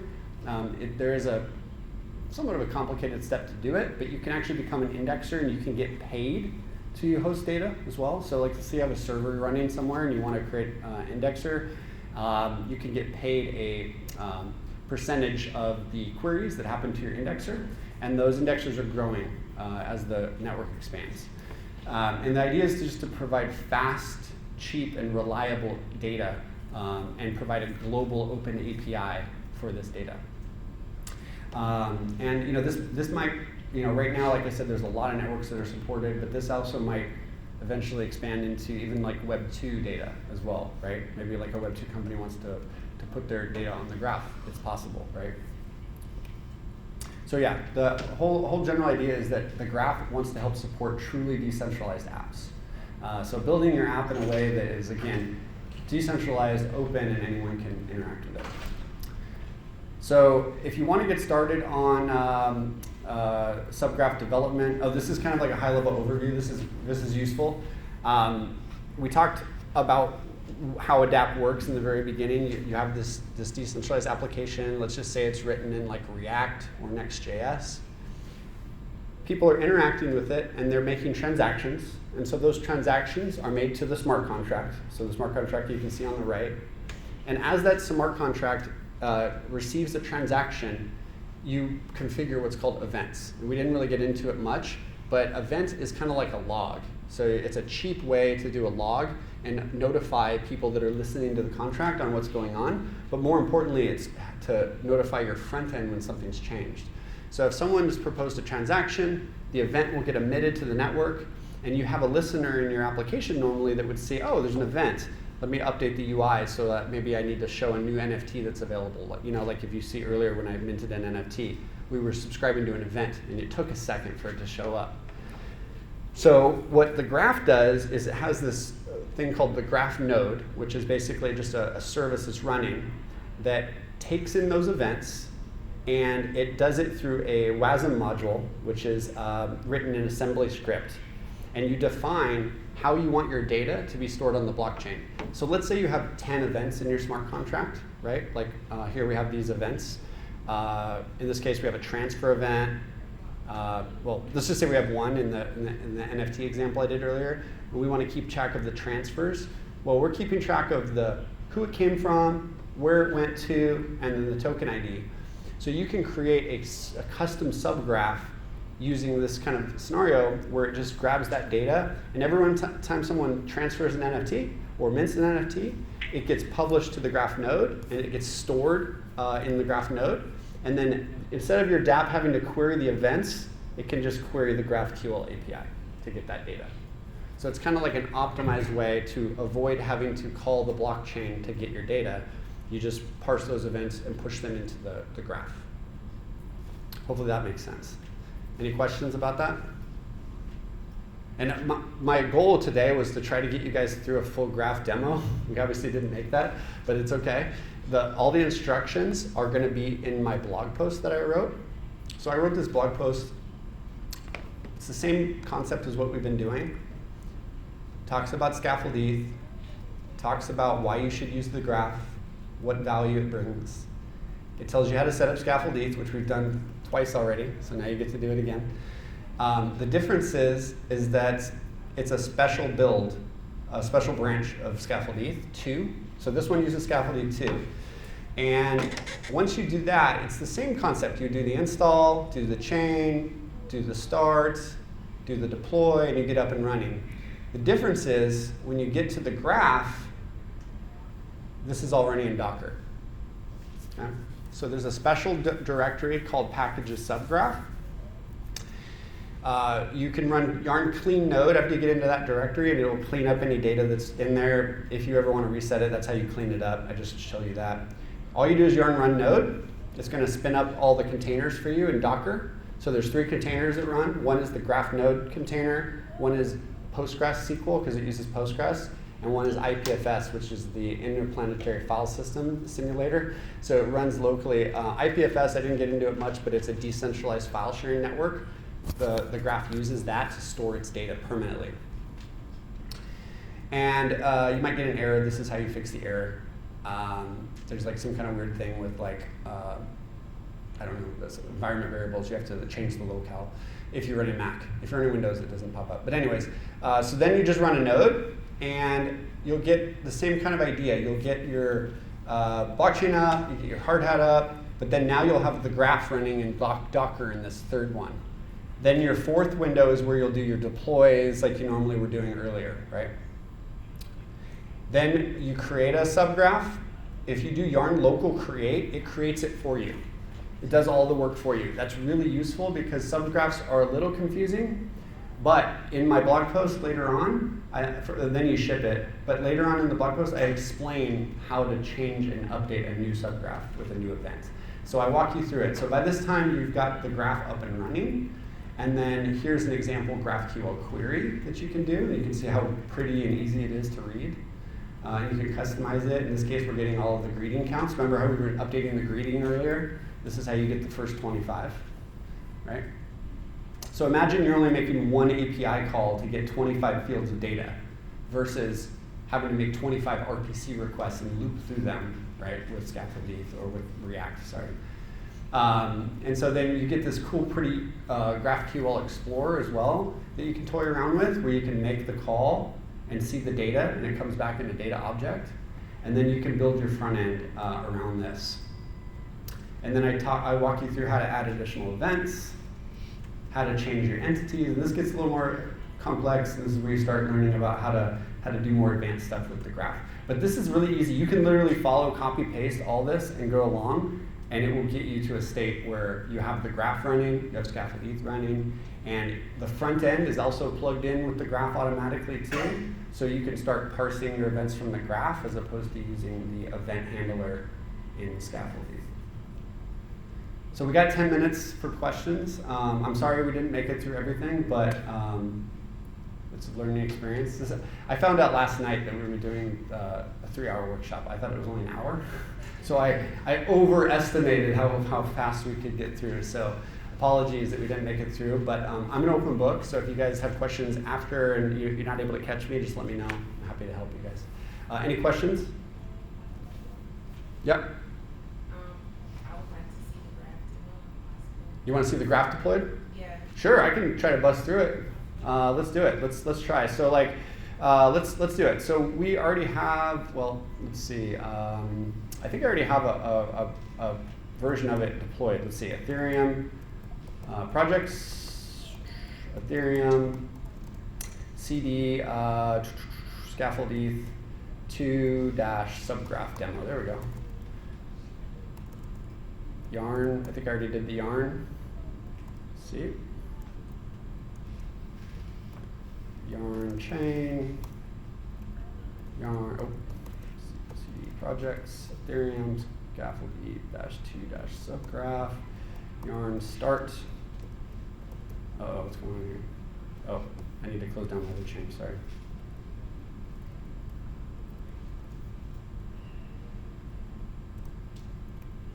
Yarn start. I just can't guarantee that it's all fully set up. Let's see. Yarn start. Let's try that.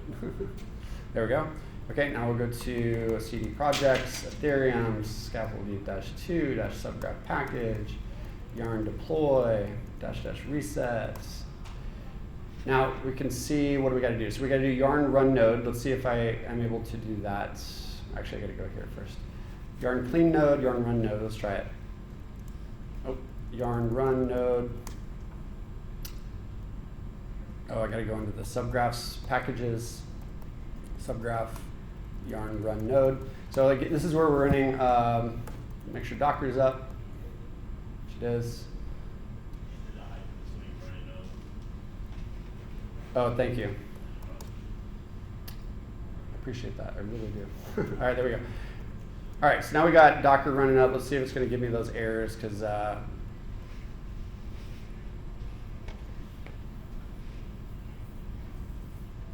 takes a second. Is there any reason that you typically use Yarn over Ethereum? No, that's just what the developers prefer, I think. So yeah, you can use either one. Okay, CD projects, Ethereum, scaffold ETH-2-subgraph package. All right, so now we go into yarn run node. Okay, so let's see, we'll go yarn local create. Oh.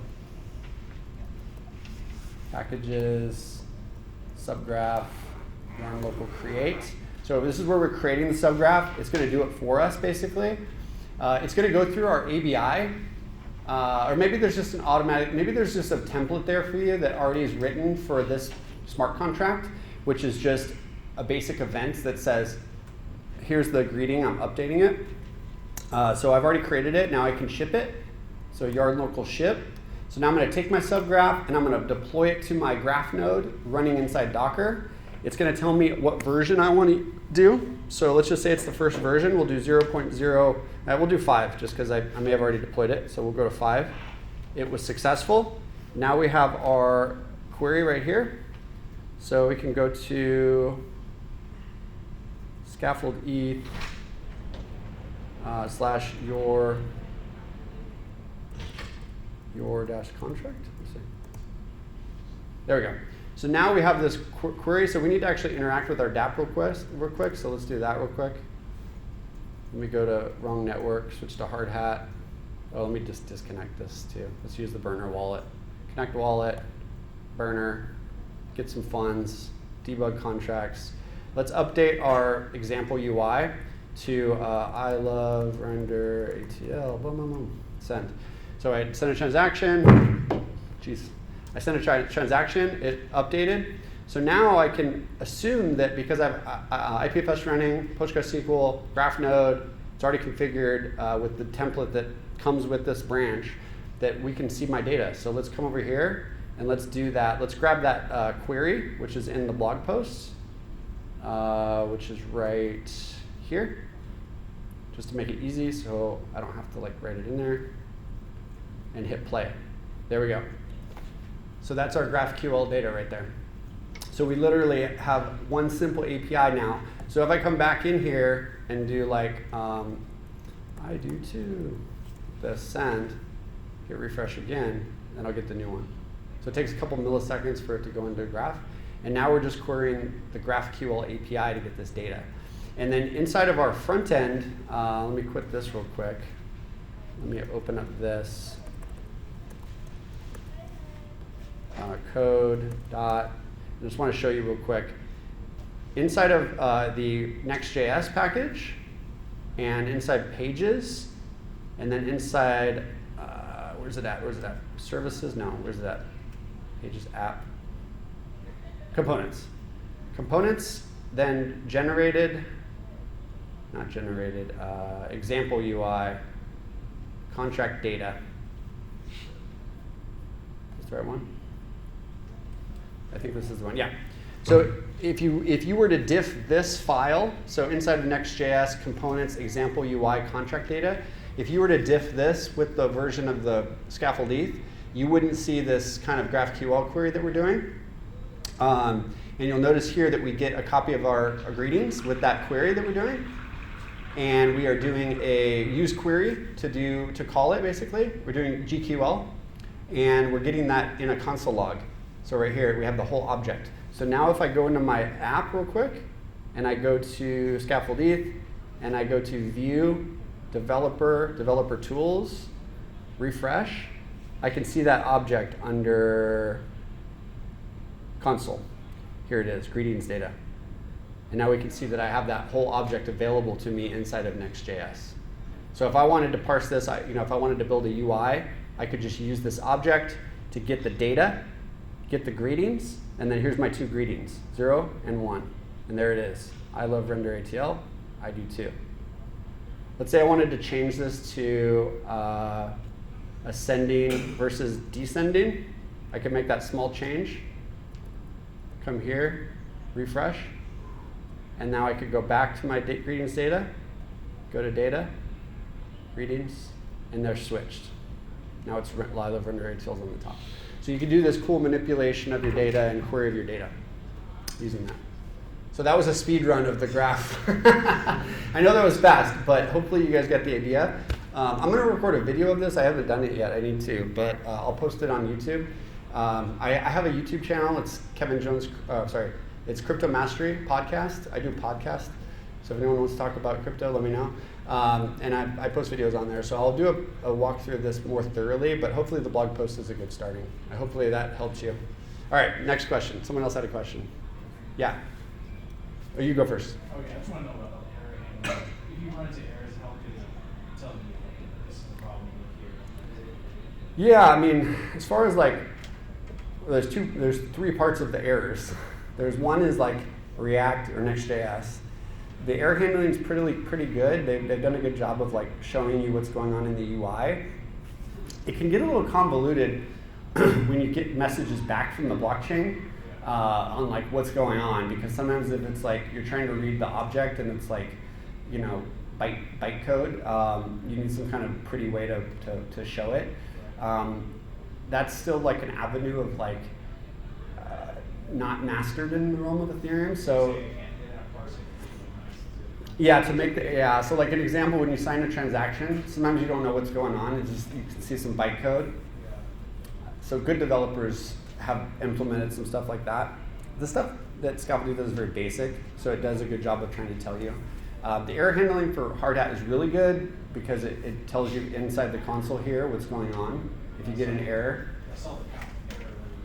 Yeah. The deploy log stuff, like Yarn deploy, the hard hat deploy, it's pretty good error handling. You can find the errors of your deploy. So yeah, I think it's pretty good. Yeah. So when you were talking about the containers that are running locally, you mentioned that there would be a Postgres container. So like, if I was to build an app to deploy to like the mainnet, how would I support that data store? That's a great question. And if you read my blog post at the bottom, I touch briefly on that problem. Where's it at? So what next? So in this next blog post that I'm planning to write, I'm going to talk about the Graph CLI and Subgraph Studio. So Subgraph Studio is the decentralized way for you to deploy a subgraph. And I didn't do that. We do everything locally.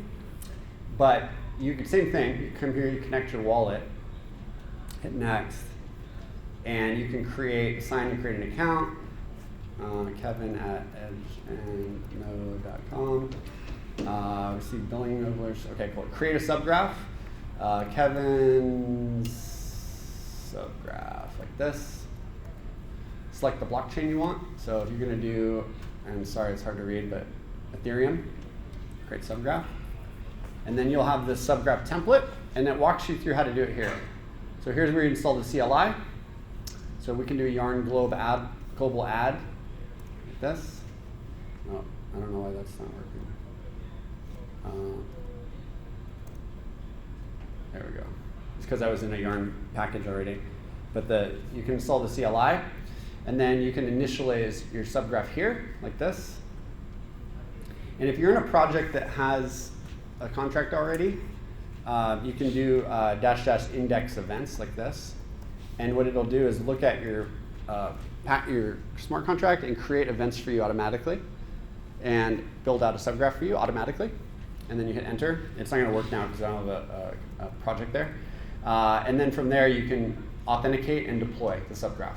And here you're deploying it to a staging environment, but eventually you can publish it and you can pay. So you get, like, if you publish it to the mainnet, you just have to pay for your reads. But this walks you through everything. So in a subgraph includes a data store? Yeah. Okay, makes sense. Yeah, so the subgraph is exactly that. It's basically like a data object, storage object for your smart contract. Yeah, these are really good questions. Any other questions? Yeah? You had mentioned you only have to pay for reads. What about writes? That's a good question. So to push the data to the blockchain, I don't know exactly how that works. I've never pushed a mainnet, but I'm pretty positive that you put the data there, and then people have to signal to kind of like it's like a signal, basically like promote the subgraph and store it, and then that's kind of how people do that, and they kind of stake some GRT to allow that to be read, and then they get paid on the reads. So yeah, it's a little gray there, but I don't think you have to pay to just put it up for initially. Maybe you do. Sorry, I don't have the answer. Yeah, another question? I really appreciate you guys getting through this stuff and being here today. Really, really stoked that you guys followed along so well. So thank you so much. Yeah, I really appreciate it, guys. I know it's time for lunch, so I know you guys might be hungry. So I'll let you guys go, but I'll be around for a couple more minutes if you guys have questions. Yeah, appreciate it. Thank you. Thank you, guys.